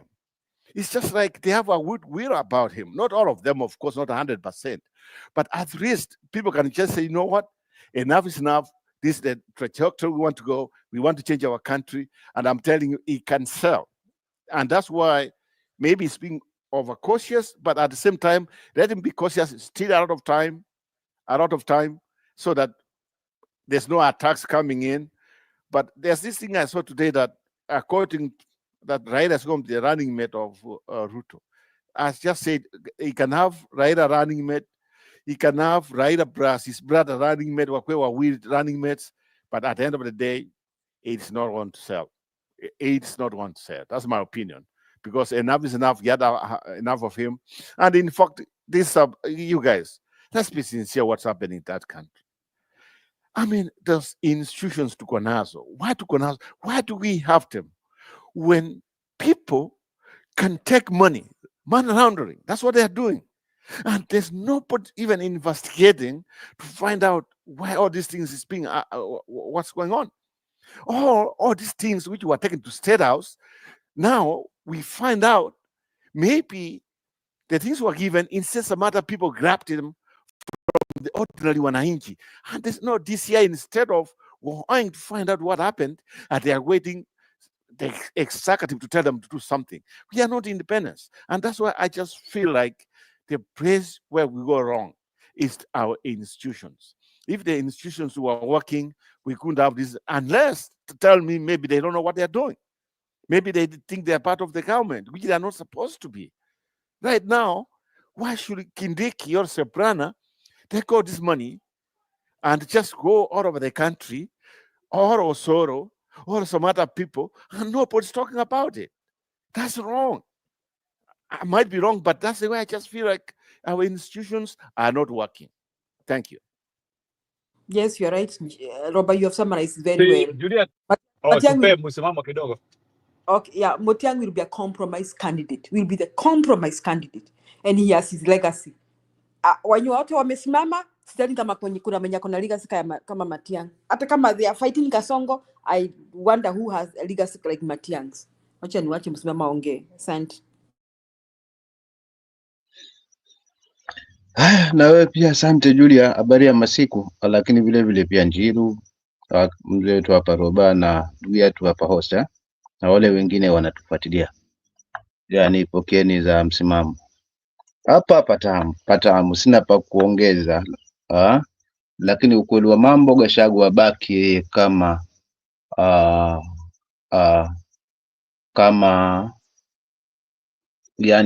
kama muunganishaji haswa kushinda hivi vita vya Kasongo na grupu yake. Asijiingize hapo kwa urahisi, ataharibu kila kitu. But asimame na upande ambao anajua wazi kwamba hakika utaweza kumtoa huyu. So to me tiketi ya Sifuna kama kaka yetu Roba hapa na Ndindi sijaipigia mahesabu vile, lakini venye ameileta sijui kama itakuwa na mashiko zaidi. So Sifuna kama vipi, either abaki either kwa governor, lakini kama Matiang'i na atapata mtu either kutoka Western ama kutoka sehemu nyingine kama deputy, kama Coast, kama ni Eastern, hapo sawa, unaona. Alafu hili swala sugu ambalo alizungumza kakangu Roba hapa, masuala mazima na pesa, ufujaji wa hela na vyombo husika ama taasisi husika kuna kimya, basi yote haya ni kwa sababu ya uovu wa serikali. Yani hauko ange kuweza kuhakikisha kwamba hii hela wanaikusanya ama hii hela inafanya ile kazi ambayo inahusika, mfano kama au mahospitali, elimu na kadhalika. Hao watu washangia mchecheto kiasi kwamba ni hii hela aidha ndio iwanusuru, unaona. Na kwa hili sidhani kama litafanya mashiko, kwa sababu hela zitaliwa na mitazamo ya mwananchi ni tofauti. So what we need ni mtu ambaye ataweza kusimama haswa akisema hii ili alifanyiki na hili halitakubalika, basi ni mtu ambaye atasimamia hilo, na Matiang'i ana uwezo huo. Gachagua ombi langu asiwe tangu akaharibikia uzeni. Unajua tango huwa likikomaa, likipita, likishifika majira yake, basi huharibika likiwa ndo limefika hapo patamu. So huyu asigeuke kuwa tango akaharibikia uzeni, asimame pale mahali yupo, kwa sababu kashampa mbavu kwa muda kidogo ambao sijakuwa kwa simu na kwa gadget kwa muda, lakini katika hali ambayo nimeweza kufuatilia kwa hizi siku 2-3, yani na maana hii trip ya Amerika basi ilimpa mbavu huyu jamangu Kasongo at least, unaona, ili akapata kupumzika. So aendelee hapo haswa kuweza kumnyima usingizi pamoja na kambi yake ya kina Kindiki. Lakini swala la usimamizi wa hela hili litakamilika pindi tutapata serikali ambayo itajali haswa taifa, itajali haswa mwananchi, itajali haswa rasilimali za taifa na pia kufuata sheria. So kwa huu mkumbo mmeweka haswa kwamba huyu aingie hapa, mimi sina mashaka nao. Matiang'i akipata mtu wa Western, hata kama ni huyo Sifuna, mimi kwangu sina shida. Hata kama ni mwingine, mimi sina shida. Lakini ili mradi tu tupate kiongozi ambaye atakuwa anasimama kwa niaba ya taifa, si kwa niaba ya watu wachache na kuwafanya Wakenya wote kanga wenye chongo, kazi yao ni kufukulia wenye macho. Mimi nitachia hapo. Asante. Njiru, ask yourself, we are 1, 2, 3, 4, 5. And none of these people, apart from you, feel that Gachagua can win presidency, including me. It is not me. It is not me. Mimi niliwapea information. I told you, I gave you the poll, nikawapea algorithm. So sio mimi napeana data kulingana vile tunaipata. So it is not me. People Njiro. It just tells you what Kenyans feel. It just tells you that Kenyans cannot stand Gachagua's presidency. Hey, Julie, what Njiro is not saying, we had some polls which was done like last month. Yeah, we had Ruto, we had Raila, we had Matiang'i, and we had the other guy, Maraja. Roba kidogo, Njiru add Pogon kwa nini? Pogon anasema you add them, you add him. Endelea Roba. Yes. So I got the ball, which came out. Matiang'i, I think, was number 2. Maraja was number 1, or I don't know. I don't know. It came out. Well, Matiang'i was number 1. I can't remember exactly. It came out. Okay, Gachagua is a good. Is very good, more especially in the mountain. We get that, but at the same time, remember, he just came impeached. First of all, he cannot even run for president. Let's be sincere on that. He has not been clear. Second, the campaign theme will be about Ukabila. Okay, it will be Ukabila. And you know what we just said here? Remember, Sasa it will be the two people. The Karenjin and the Kikuyu. That's the team is going to go to the other community. That's business here. That was to work kila kitu kwa mesa sasa. Hii itakuwa sasa. Hiyo ndio itakuja sasa. Sasa iseme, watu wataanza kusema, si wao, Kibaki amekuwa hapo, Kenyatta na Uhuru. Moi, sasa nani. It is going to be like, itakuwa very, very tired from there. People might even might not show up for vote.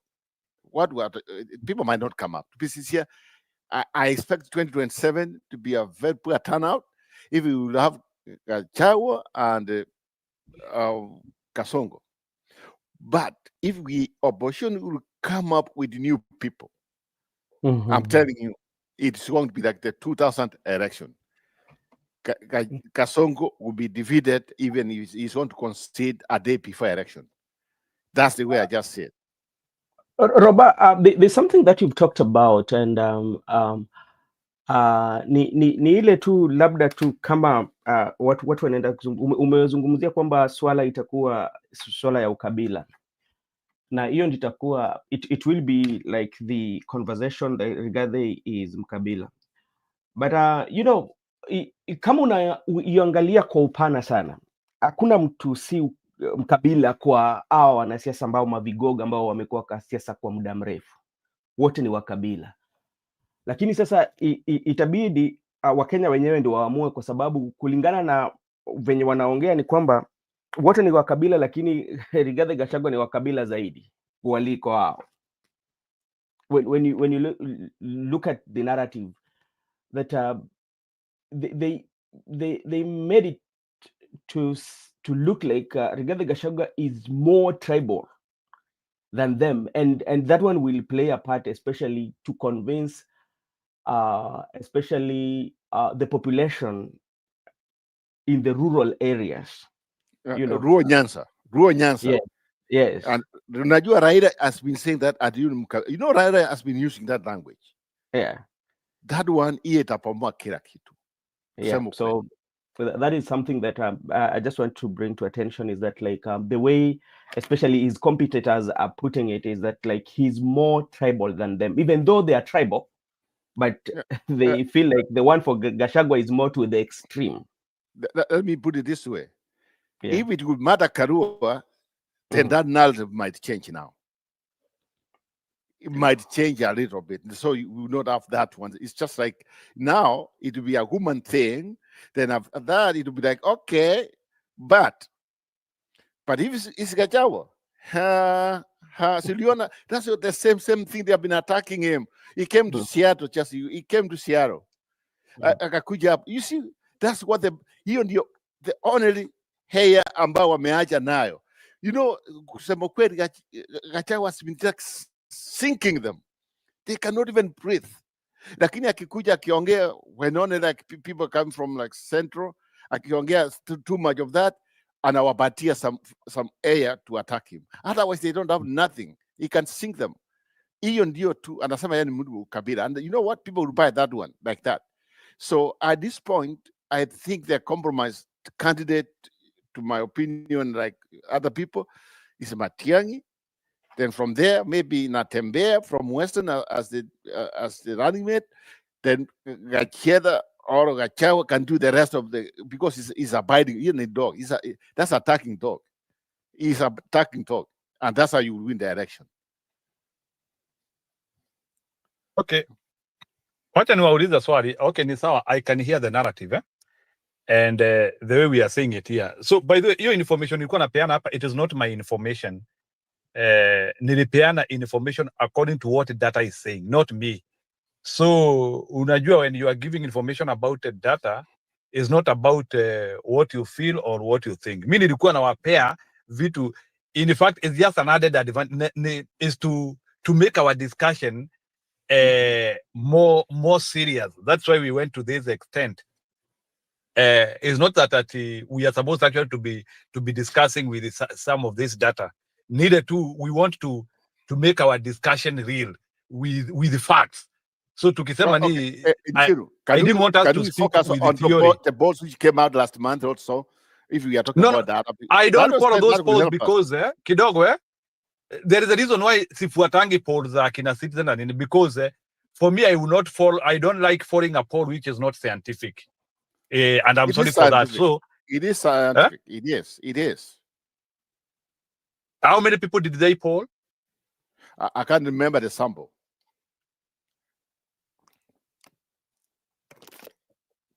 I can't remember the sample. Anyway, I would want a more serious poll to convince me. It's unfortunate, but I want a poll which is I want a random poll, a poll with randomity. But because you know, anyway, that is why saa zingine poll ya KTN ama NTV, for me they don't push me. No, it is not. It was here in network. The one is with the University of Nairobi, and I don't know which farm is that. It's not a network poll. It's not. No, it could be a company, but also a company might not be serious. I want a poll where I want a poll where you are polling like 100,000 people. Unaona poll, if you have a poll which is like having like 100,000 people, 1 million people, and we have them these days, and that's why I'm giving that information here. Like kama hii poll nimeonesha hapa, it is having like close to 1.3 million data points. It's not a joking poll. Hii yetu tumefanya hapa ya kuwauliza, that one I don't take it serious because it's around 50-60 people. But a poll which is having like 1.3 million data points, I am a bit unmoved by that one, because I would want somebody with an equivalent data to challenge that one. But we have a huge data set. So see, and I'm not trying to pitch for Gachagua. What I'm trying to say here is that Gachagua is isolated from the data. That is the truth of the matter. You can pick him. And the question which I'm asking, it's true. There are those compromises which we can say as a people. We don't want this. We don't want this. And the other day, Bwana Roba, I said here, and we even have gone ahead. We have even already talked about the popular narrative in Kenya. Na nilisema hapa, Kenyans are not worried of coalitions. I said it here. Let me now say, because maybe saa zingine amuku hapa. Kenyans are not worried of coalitions. Coalitions are not popular now in Kenya. Top 3 issues in Kenya, the number 1 issue was about Ruto character. If you attach anything to Ruto, it's something which is giving credibility value. We talked about so like Ruto character was going very high. Then there was about the issue of even the issues of corruption is like nitawaangalilia kwa articles because all of them they are there. So what I'm trying to say, we already even scaled here the top 3 issues, and some of those top 3 issues, presidential candidates are not handling them. And you know, if you are not handling issues, even your popularity cannot improve. And what I'm trying to say here is that presidential race inakuanga kama kujifinyiria. Is like you want people to know you, and the only way in which people have to start knowing you and the people have to start identifying with you is that you have to start handling the top issues. And frankly speaking, I can tell you, Bwana Roba, even if Matiang'i is playing safe, he is not handling the top issues. There is a problem. So ndio nilikuwa nikisema Matiang'i has to tie himself with the top issues, because when you look at the top issues, he is not appearing. Njiro, I know that we have another. Njiro, I disagree with you on something. I disagree with you. It's too early. It's too early. You know what? Right now, Gachagua might have a peak, but is he going to have a peak towards the end of 2027, no. August 2027? No, that one is okay. 2 years from now? Data goes changing. That one I agree. Data will not be, it might not favor him, but it is us to go and check. Maybe because nataka pia Brother Benson a comment. Brother Benson, can you explain to me, can you tie Matiang'i to critical key issues? I just want you to convince me that Matiang'i is handling key issues in Kenya. Let Hope come in. So Hope can come in, then the Eco Hope can come in, then I can there's something that you've said that I've written it down. I will disagree with you on that again. Okay, ni sawa. Okay, Eco Hope, go ahead.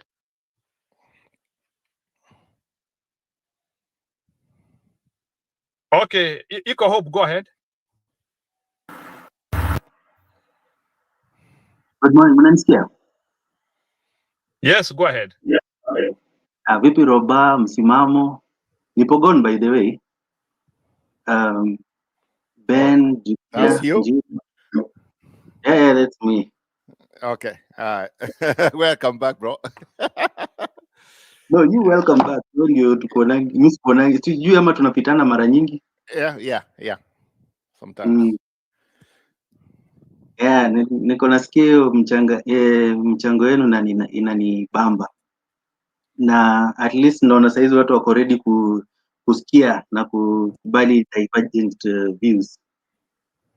So according to me nilikuwa niko na hii swali yenye Njiro alikuwa ameanza nayo kuhusu popularity ya Gachagua na electability yake. According to me nilikuwa nasema hivi, tukiangalia mahali penye imefika, penye Gachagua amekuja amekuwa opposition, his entry ndio mahali penye itamfanya either akuwe obsolete ama ataendelea. But amenipruvia kidogo kuwa yeye ni mtu mwenye anaweza ku metamorphosize kiasi, kwa sababu ile akiwa huko Seattle ama sijui ni wapi huko hivyo, alikuwa anaulizwa maswali na akawa mjanja sana. In fact swali moja alijibu akanibamba, ile wakati yenye alikuwa anaulizwa kuhusu kama yeye ndio atasimama kama president baada ya Ruto, ndio akasema our agenda is one term.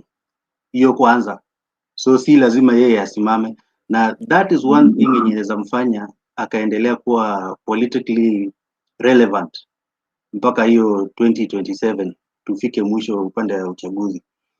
Kwa sababu kusema ukweli, kuingia kwake yeye it's not like ati amekuwa opposition hata akiwa kwa serikali. In fact the things yenye ilichangia mpaka yeye akakuwa impeached sio yeye kutetea wa Kenya, ilikuwa ni yeye kujaribu ni kama alikuwa anavuruta serikali upande ya kwake, alikuwa anataka kuwa na hiyo selfish gains.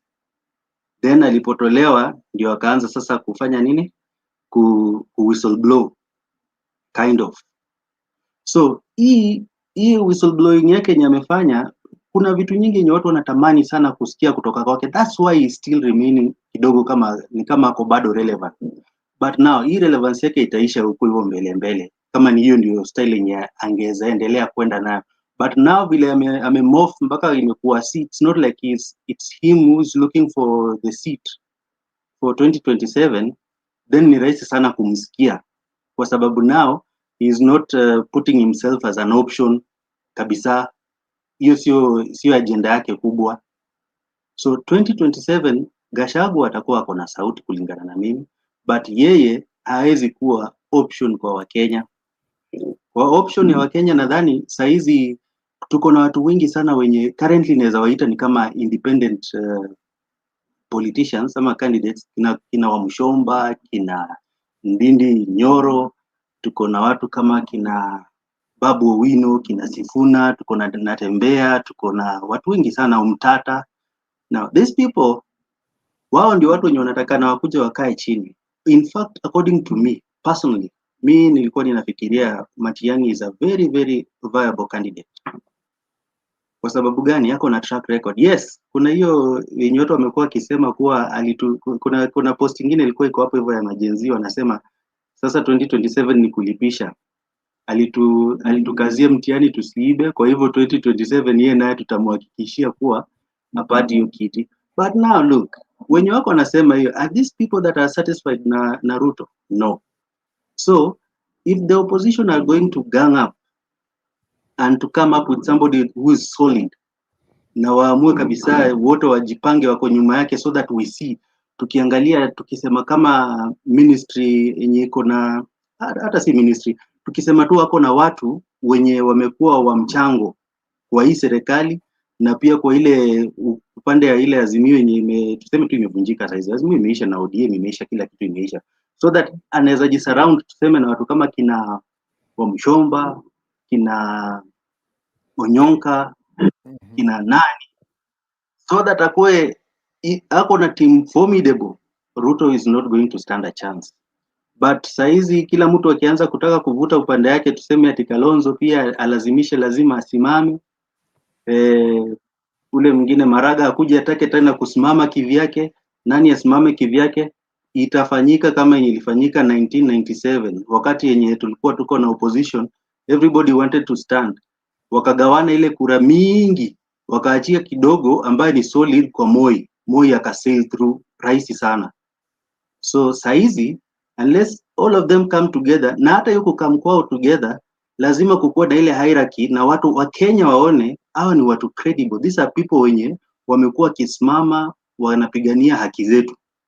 Hawa ni watu wenye wamesimama wakiwa wako na msimamo. Unajua mimi kama Ndindi Nyoro mimi sikumpenda, especially vile alikuwa anatetea Ruto, but I came to realize these people are ignorant. Mimi labda hata nimekuwa sijui sana siasa, but I knew Ruto kwangu was never an option for 2022. Never. Ni mtu mwenye amekuwa tu corrupt openly. So I don't know how watu kama kina Ndindi Nyoro, kina Wamshomba waliona kuna leader in Ruto wakaamua kusimama naye. But now that their eyes are open, and even when they got into power under Ruto, but they decided now I'm not going to be swayed, nianze kukubaliana na maneno ya Ruto, but nitasimama firm so that at certain point I don't have to kuendelea kukaa kwa hiyo hizo committee mzuri ya parliament nini, I'll give it all out so that mimi nibaki niko na msimamo wangu, kama yenye Ndindi Nyoro wamefanya, kama yenye kina Wamshomba wamefanya, kama wengine wachache wenye wamesimama. These are the things yenye sisi wa Kenya tutaangalia na tutasema yes, now if these people wako nyuma ya mtu fulani, na huyu mtu fulani mwenye tunasema ni mtu mwenye kabisa ni mtu credible, I don't think kama Ruto stand a chance. But my fear is not in kwa watu kama yenye nasikia hizo posts yenye wanasema ati sijui kama Matiang'i aliiba mtihani. No, alikazia watu kuiba mtihani, sasa hawezi mpitisha. Remember, you do not vote as much as vile wao huongea. Yes, they are going to come up in a larger number, but not as big as vile tunafikiria. It's not going to be that exaggerated. And even then, stealing exam is not that's not it's a bad thing. I mean, it is a bad thing, exactly. It is a very very bad thing. Hata mimi nikiwa high school alifanya kitu poa sana. Hata mimi nikiwa high school nilikuwa natamani niibe mtihani lakini sikupata chance. But I do not wish ikuwe tuko na Kenya enye lazima tukue tunaiba mtihani ndio tupite. No, that's not the Kenya we want. Sisi ndio wanatuambia they want accountability. They want, lakini sasa mwanzo kutuambia mambo ya mtihani, then now you are not credible because hao ndio wameanza, they want us to end corruption. I want to end corruption kama mnataka kuiba mtihani.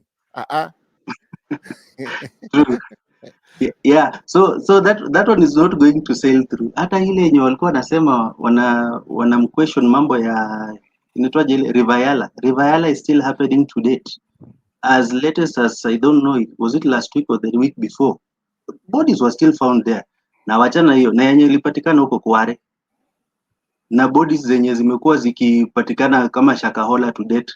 So tutasema Ruto ako afadhali kwa sababu bodies zake zipatikani nyingi kuliko ile wakati. I don't believe alikuwa anahusika kwa hiyo nini.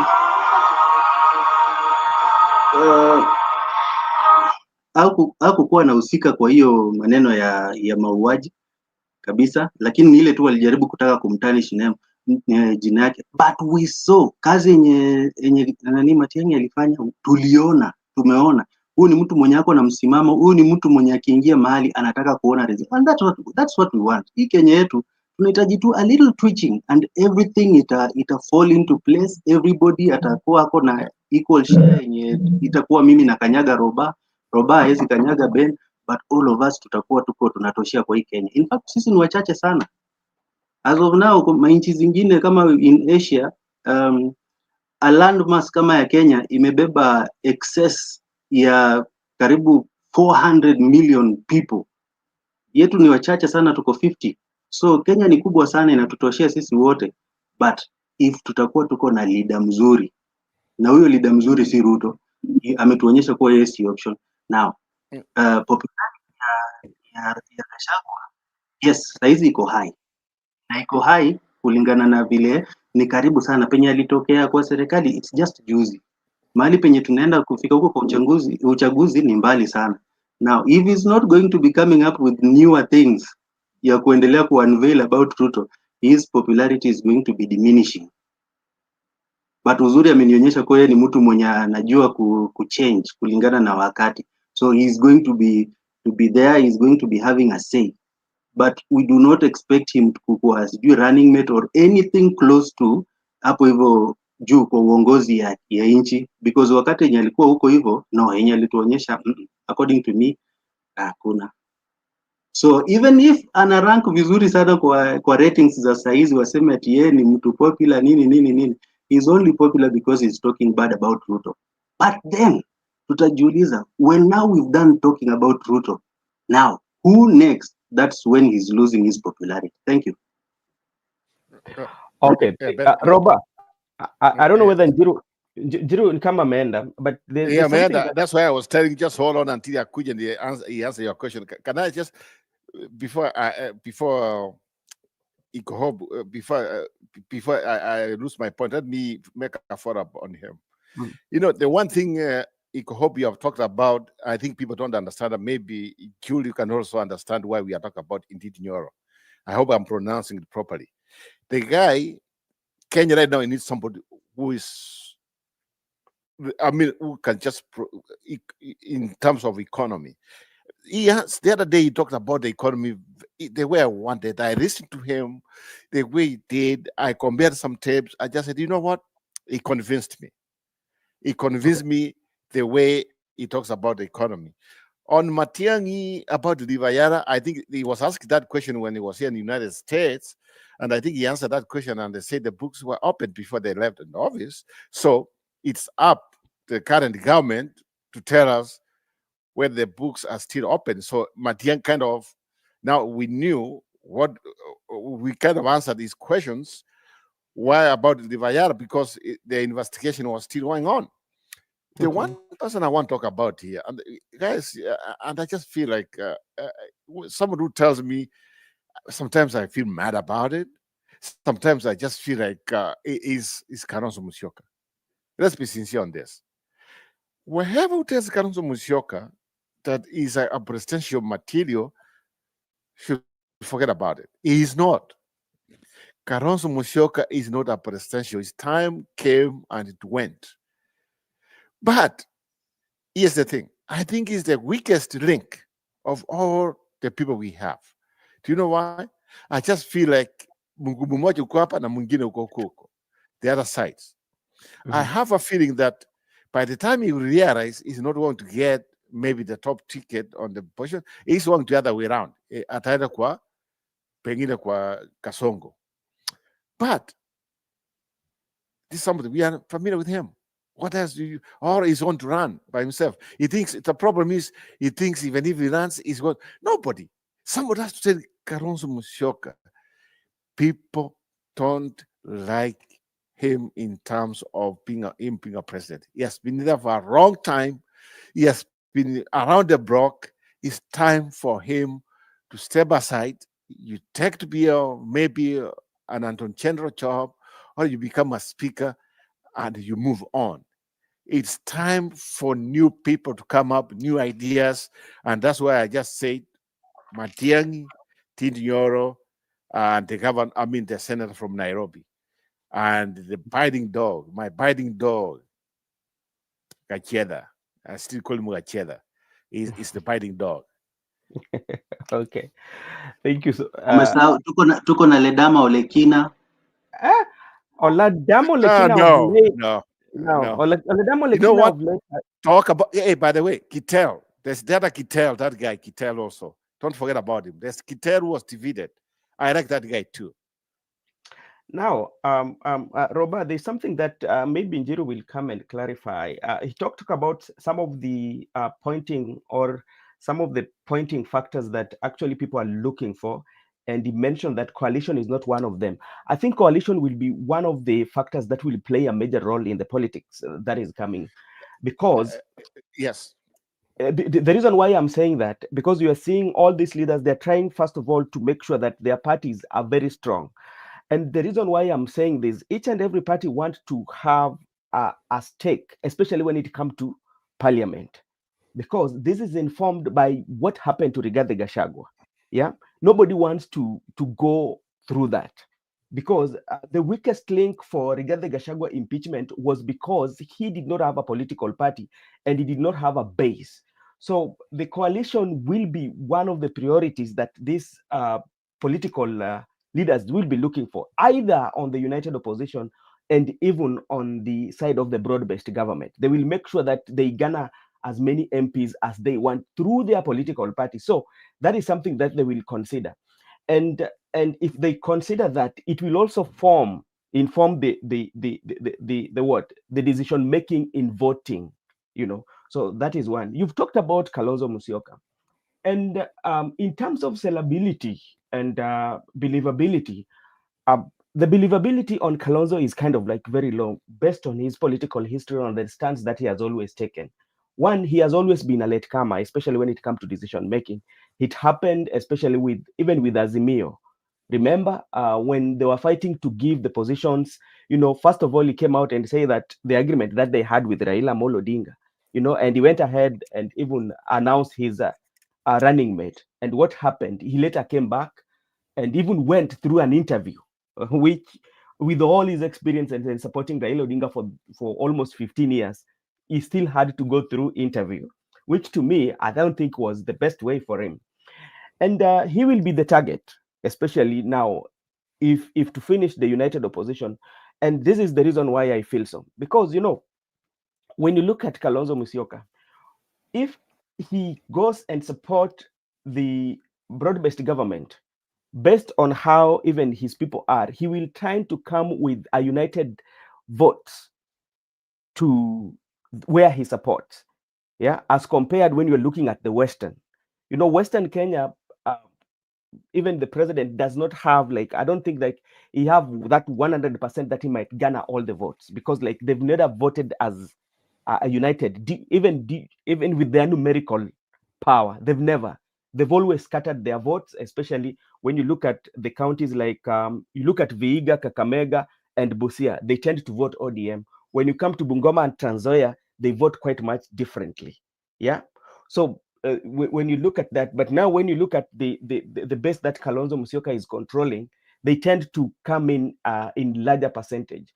So that's why I feel like he's being wooed to go toward the president side, because it will be benefit to them, and it can also be of benefit to the united opposition by just giving support and not going into the leadership position, because he has always played politics with both the Right Honorable Prime Minister, President William Ruto, all the legendary in politics. So that is what I would say about the Kalonzo Musyoka. Yeah, to add on top of that, before someone just comes in, let's be sincere. There was an opening when Raila went silent, when Raila came out, when Azimio came out, and Raila went, you know what? It's just like he didn't want to be involved. Kalonzo had a chance. Now he could have taken over and occupied the space which is right now being occupied by Gachagua. He had that chance, but he never made it. And that's why you just say, Kalonzo Musyoka, No, you had your no, chance. you cannot say that he did not take the chance. Remember, everybody is talking in Kenya. Even you are talking. It's only that you do not have clout. So Kalonzo, nakumbuka vizuri sana wakati yenye baba alikuja na akasema Ruto anaenda wapi. Kalonzo came out, but now the problem is who's listening to him? Ikakuwa ni kama hata kuongea, but he talked. It's only that hana watu. Iko hope. The reason why he's not attracting people, it's because, like Ben said, that's how far he can go. That's how far he can go.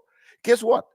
When all this impeachment was going on, he could have come, protest, to what, and everything could have like, oh, this is the Kalonzo we know. He could have taken the space right now being occupied by Gachagua, but he never did that one. Now Gachagua's come. Now it's just like it's just behind. You want to be given with a plate. Oh, Kalonzo here, we go here and he says chukua. It's not weapon. In fact, you know what? Instead of Kalonzo from Ukambani, I like this guy Wambua. I think it's Wambua Senator, Wambua something. The way he talks is Tomino, is somebody who's very smart. He can be part of the team. He can be part of the ticket if it means, but as long as Kalonzo is not there, we will take that one. Now, going back to Ben, what you're asking about, what Njiro said about, let's be sincere. If you kuna kitu yenye umesema hapo hivyo kuhusu Kalonzo kidogo tu, pole kukukata. I think vile umesema Kalonzo anataka apatiwe position na silver platter. Kuna character yenye nimeona kati ya Kalonzo, Mudavadi na Wetangula. Yes. These people are not forceful. Hao wote wanataka kubebwa. Can you imagine today of all the things I saw imagine Musalia Mudavadi anasimama at UTA, candidate wa UTA from Maraba City and Maraba City. I'm just like, wewe mwanaume, you are seeing UTA when you had your party. At sasa wewe there are some people there are some people who will never be a president of Kenya. Kalonzo Musyoka, Wetangula, and of course Musalia Mudavadi. They will never be, because they are soft. That's to be sincere. To go back what you are asking about, what Njiru said, I agree with you.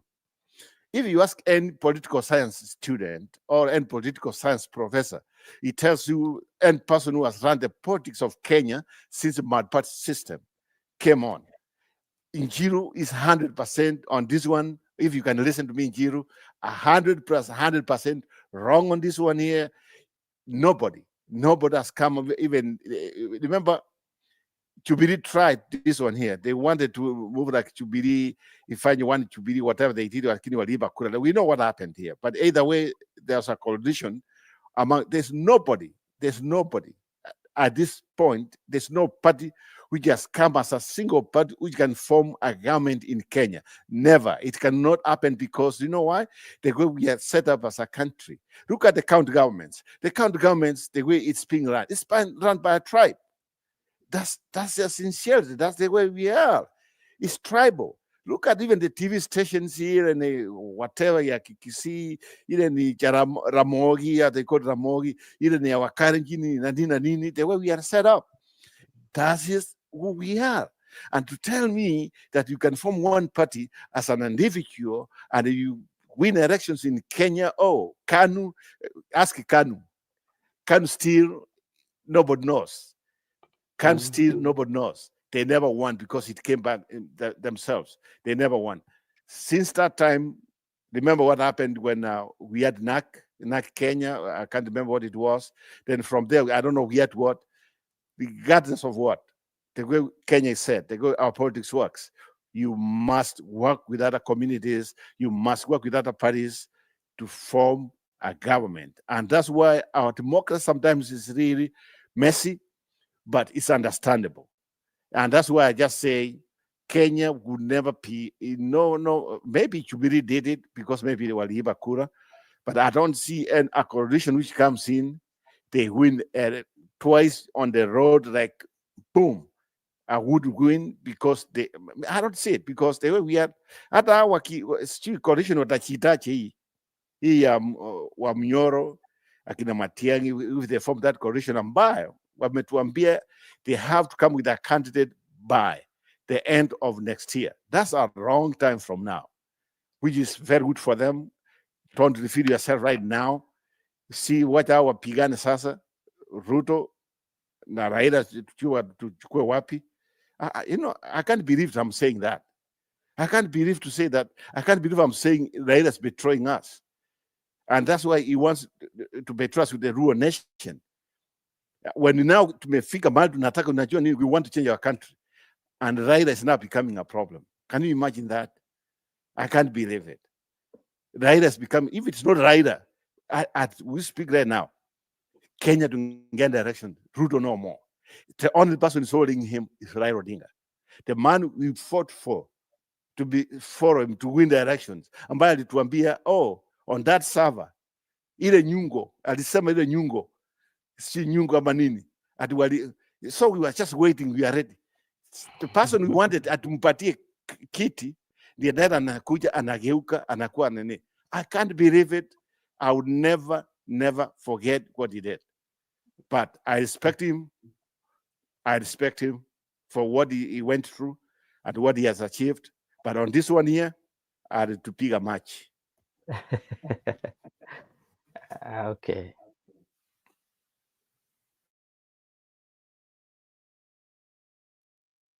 Is for Oscar Sudi.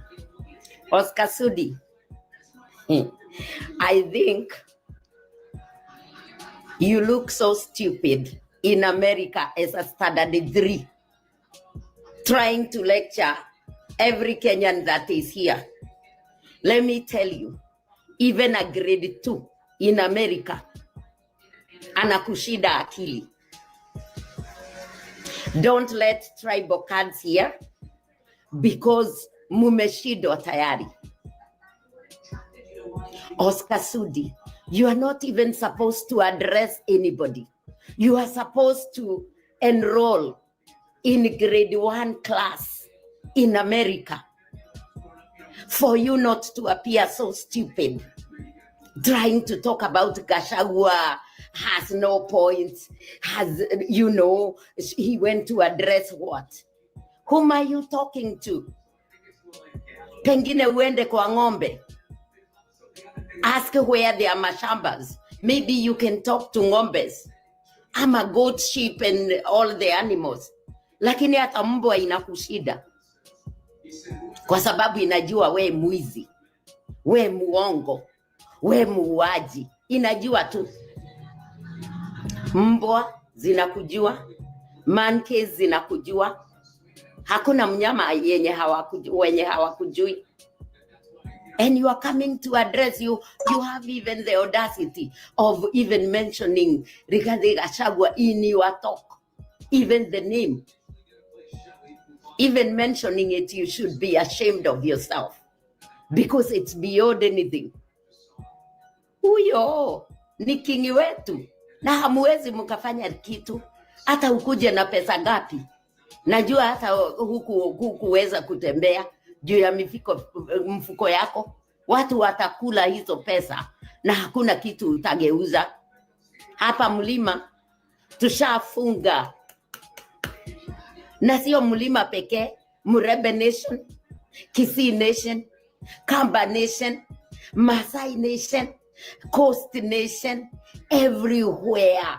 Hata Ujaluoni. Mlienda mnashtuka. Don't beat an empty debe. You look so mediocre trying to tell us how Gachagua is racist. Mmejaribu kutafuta, hata uwezi ukaongea juu ya Los Angeles, vile hakuna mtu kutoka MCA, mpaka watu walikuwa wanaongea ni makabila zote. Mulijaribu mambo ya Kiambaa, sasa watu wanajitokesha kusema they are living it. The Kiambaa 2007 wenye mulichoma wakiwa hata grade 2 7-year-old, 11 years old, wako hapa bado wanatibiwa, kuchomwa kwenye walichomwa. You tried all cards. Mnajaribu kufanya sijui yako nini. Akisudi, unaonekana mjinga wewe, na unajua wewe ni kijana mdogo, unaweza rudi shule usome kidogo. Auto insurance all seems the same until it's time to use it. With USAA, it's easy to file claims. Ujue maana ya kusomea watu ama kuanza. You cannot even convince a fly, inzi, huwezi. Kwa sababu hata watoto wetu na watoto wa watoto wetu, mimi niko na mjukuu wa 11 years na amekushida. Ako grade 6, ukiwa grade 4, na ni Amerika. Sasa mkienda kwa mtihani Kenya, yeye atafanya ya form 2 na wewe utafanya ya grade 4. Lakini hapa Amerika unatakiwa ukue grade 1 umconvince ati Kenya yenye wasasi wake walisaliwa. Hello, Oscar Sudi, umekanyanga pabaya. Amerika uwezi ukashida. Hebu nikwambie, wenye wanakuambia ushinde ukipanua mdomo, unaonekana mjinga sana. You look very stupid. Na huko mahali utatupeleka, na tukisikia, if we feel that you are endangering us, utajua ujui. Hapa kunafuatwa sheria. If I feel that wherever you are endangering me ama mwingine, tutakuitania. Panua mdomo, lakini upanue vizuri. Hakuna kabila yenye haiko hapa, na wote wanakuja mikutano ya Gachagua. Hello, wenye umetuma hawaja succeed, ndio umetumwa. Pengine walifikiria mdomo yako ama akili yako iko timamu. Hapana. I'm thinking you are developmentally delayed. Yes. Kwenye uko tafuta mental hospital, ama you go to all the clinics, they check the IQ level before even you come to the public.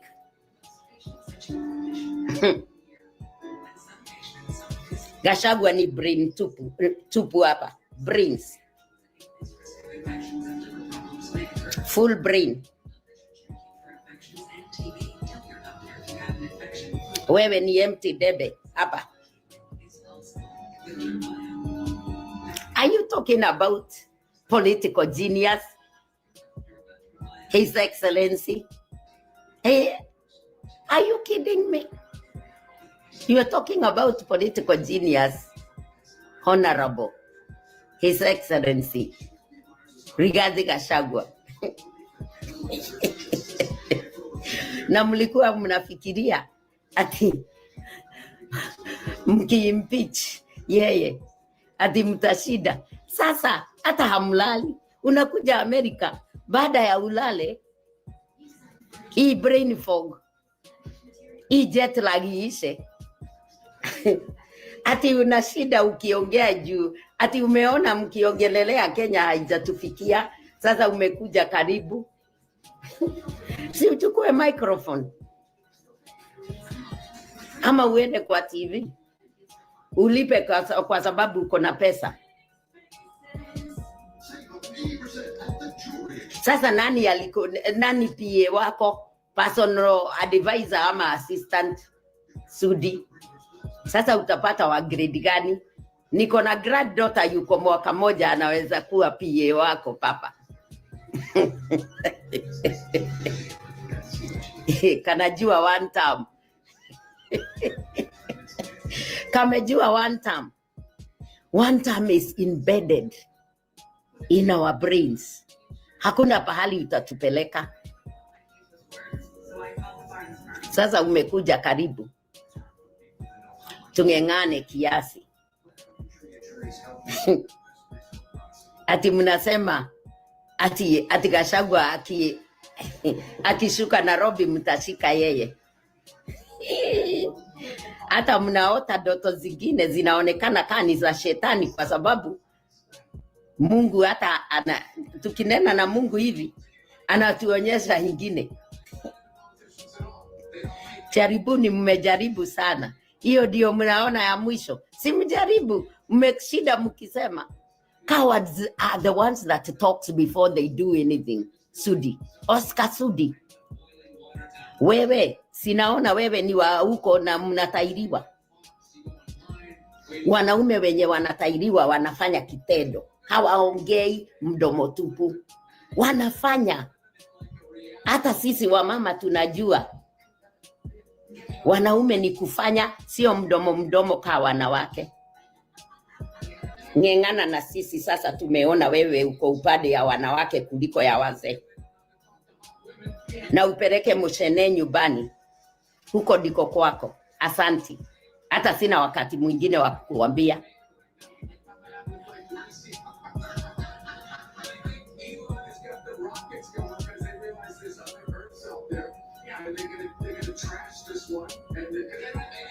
Too bad. You are watching Wasos TV.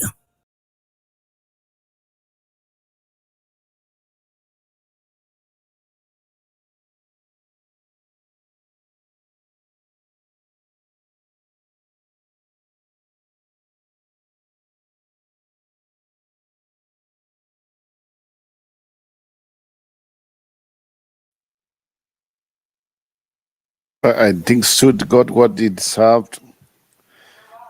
Sarana, you want to say something?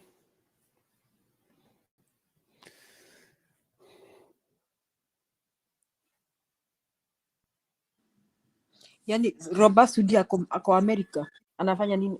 Yani I didn't know ati Sudi ako na Amerika. Yani Ruto ametuma Sudi. Kuripato Gachagua. You know what happened was alimtuma kafikiri at the end, unajua ndio yeye ndio anafikiri America ni huko Eldoret. Anakuja, by the way, I don't mean Eldoret is a bad place, but unajua like yeye akiwa huko Eldoret, unajua kila mtu head down mkubwa ameingia hapo.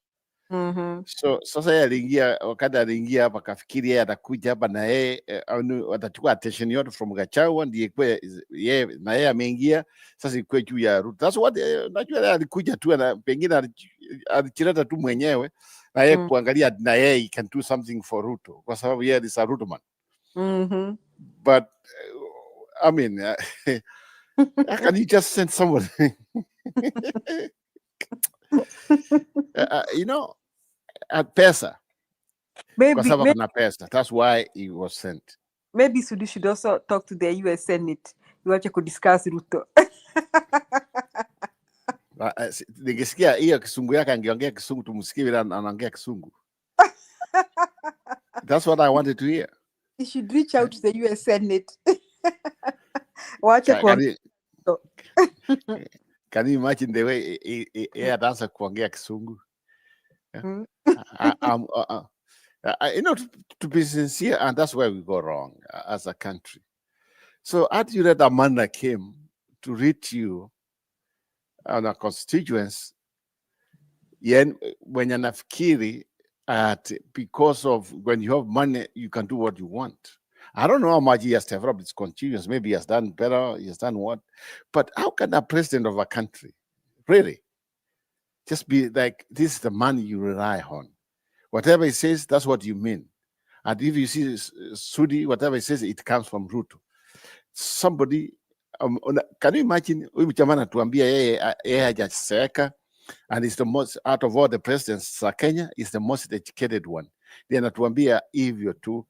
So I was just like, you are the educated one. Now you're one of your advisor, senior advisor is somebody who tumeambiwa leo hata somebody from second grade, whatever, is better than it's kind of funny how things work. But I also want to connect Sudi to Kasongo. So Kasongo, one way run the country is through this kind of people who advise advisors, senior advisors as him. When I'm advised vibaya sana. And because of that, our country is where it is. That's something we have to say the truth. At this point, even if hawa chama si vile wanaangalia wanafikiri wamefanya mengi na nini, they have done nothing. They have done nothing. Wacha watuambia mambo ya housing. Hii housing sasa wanatiengea watu wangapi? And we have been just saying, these people, and I'm just saying, Julie, you can just tell me, all of you, I'm just saying a few months from now, I think there'll be hii pesa ambayo wanatumia wana print, it's going to be inflation in Kenya, and the Kenyan shilling is going to lose its value. I'm seeing that one coming. Even if wataanza kuinunua waanze kuinunua to cover it, it's going to lose value because at this point the economy is not growing and they're just printing money. Yeah, that is Kasongo style, and he has sent his best. He sent his best to come and prepare the ground for him. His best. Ati Ruto anakuja next week. Ataanza kuzunguka kama Gachagua. They're just copycats. I mean, at now Ruto, yani wako na inferiority complex mbaya. I had him saying that yako na PhD amesoma. Have you ever had? Did you know where Uhuru alisomea wapi? Nani Roba? You never knew where Uhuru went to school because he has never talked about it. It is only Ruto who talks about it at yakona PhD. I seriously, inferiority complex, Roba ni mbaya. Feeling inferior for a man is a bad thing. And in fact, this man, and that's where we go around with our politics. We have been on some of us where we work to. I would rather hire somebody with the experience than somebody who tells me he has education. And that's the way it works. So then I'll be a candidate. I have PhD. So you can have PhD, yes. You have PhD, but you are just horrible, like the way he is. You can have a PhD, but you don't have wisdom, like the way he doesn't have wisdom himself. Sasa amekuwa na PhD. See, our country is about kuingia Indian Ocean. Somebody has to remind him that. If kama sio Raila, sahi angekuwa power, hiyo PhD ilimsaidia nini sasa? And somebody has to tell him, you have PhD, so what? Yeah. Somebody has to tell him. Something's very wrong with Kasongo. Do you have somebody come in here? Is it what was that? Kenya Democracy? Sijui ni nani? Njiru huko ama hauko tuende? Sisi na Robert tumeongea. Yeah, so Kenya Democracy, can you come in? Huyo ni Njiru. Ako wapi sasa? These people hanging. Ako kwa background na Njiru anapenda kwenda kwa background. Ako maeneo ya Washington ama ako wapi? Who? Njiru? Yeah. I don't know where Njiru is. Yeah, because the other time he was covering Gachagua, but so Gachagua, he came here. He did come here in California. We welcomed him. From here, he went to our town. I'm in the north.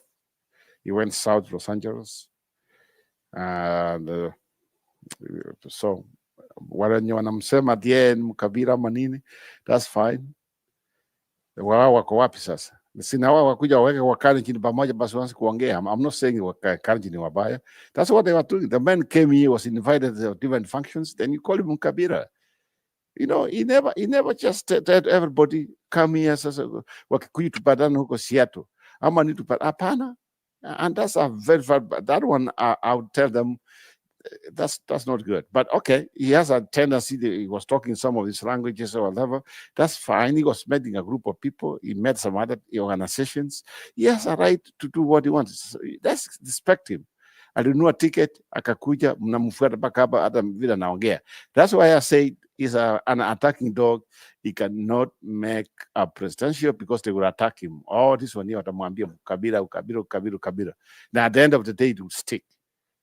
So we don't want to go there. So it's well served. It becomes a prime cabinet. If there's one he wants to take it, that would be fine. And in fact, if he does that and he gets somebody else on top of that ticket, they will win the election.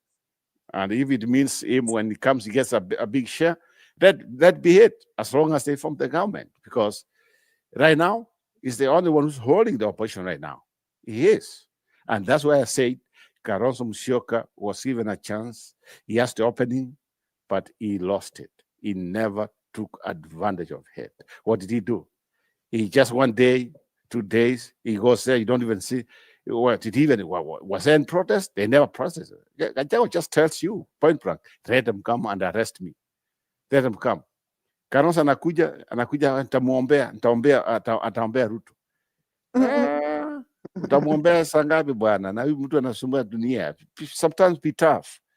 And that's why I agree with Njiro. Okay, Matiang'i atafika wakati na yeye akuwe tough, but he has to be the main presidential right now. He wants to just like that neutral.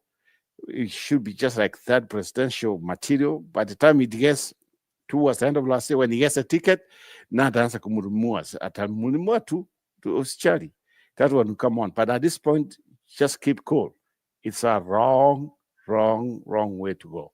It's a wrong way. We are talking about 2 years until the election. 2 years is a wrong way to go. Yeah. I know. Op, are you there? Can you come in? I think Ruto nani amesema anafunga Njiru, naona comment section hapo. Yeah, wacha afunge basi. Sawa. Thanks everybody. Mimi hata mimi acha niende kalale. Yeah, you're down there in Southern Carolina. Okay. Okay. All right. Good night, Robert. Thank you.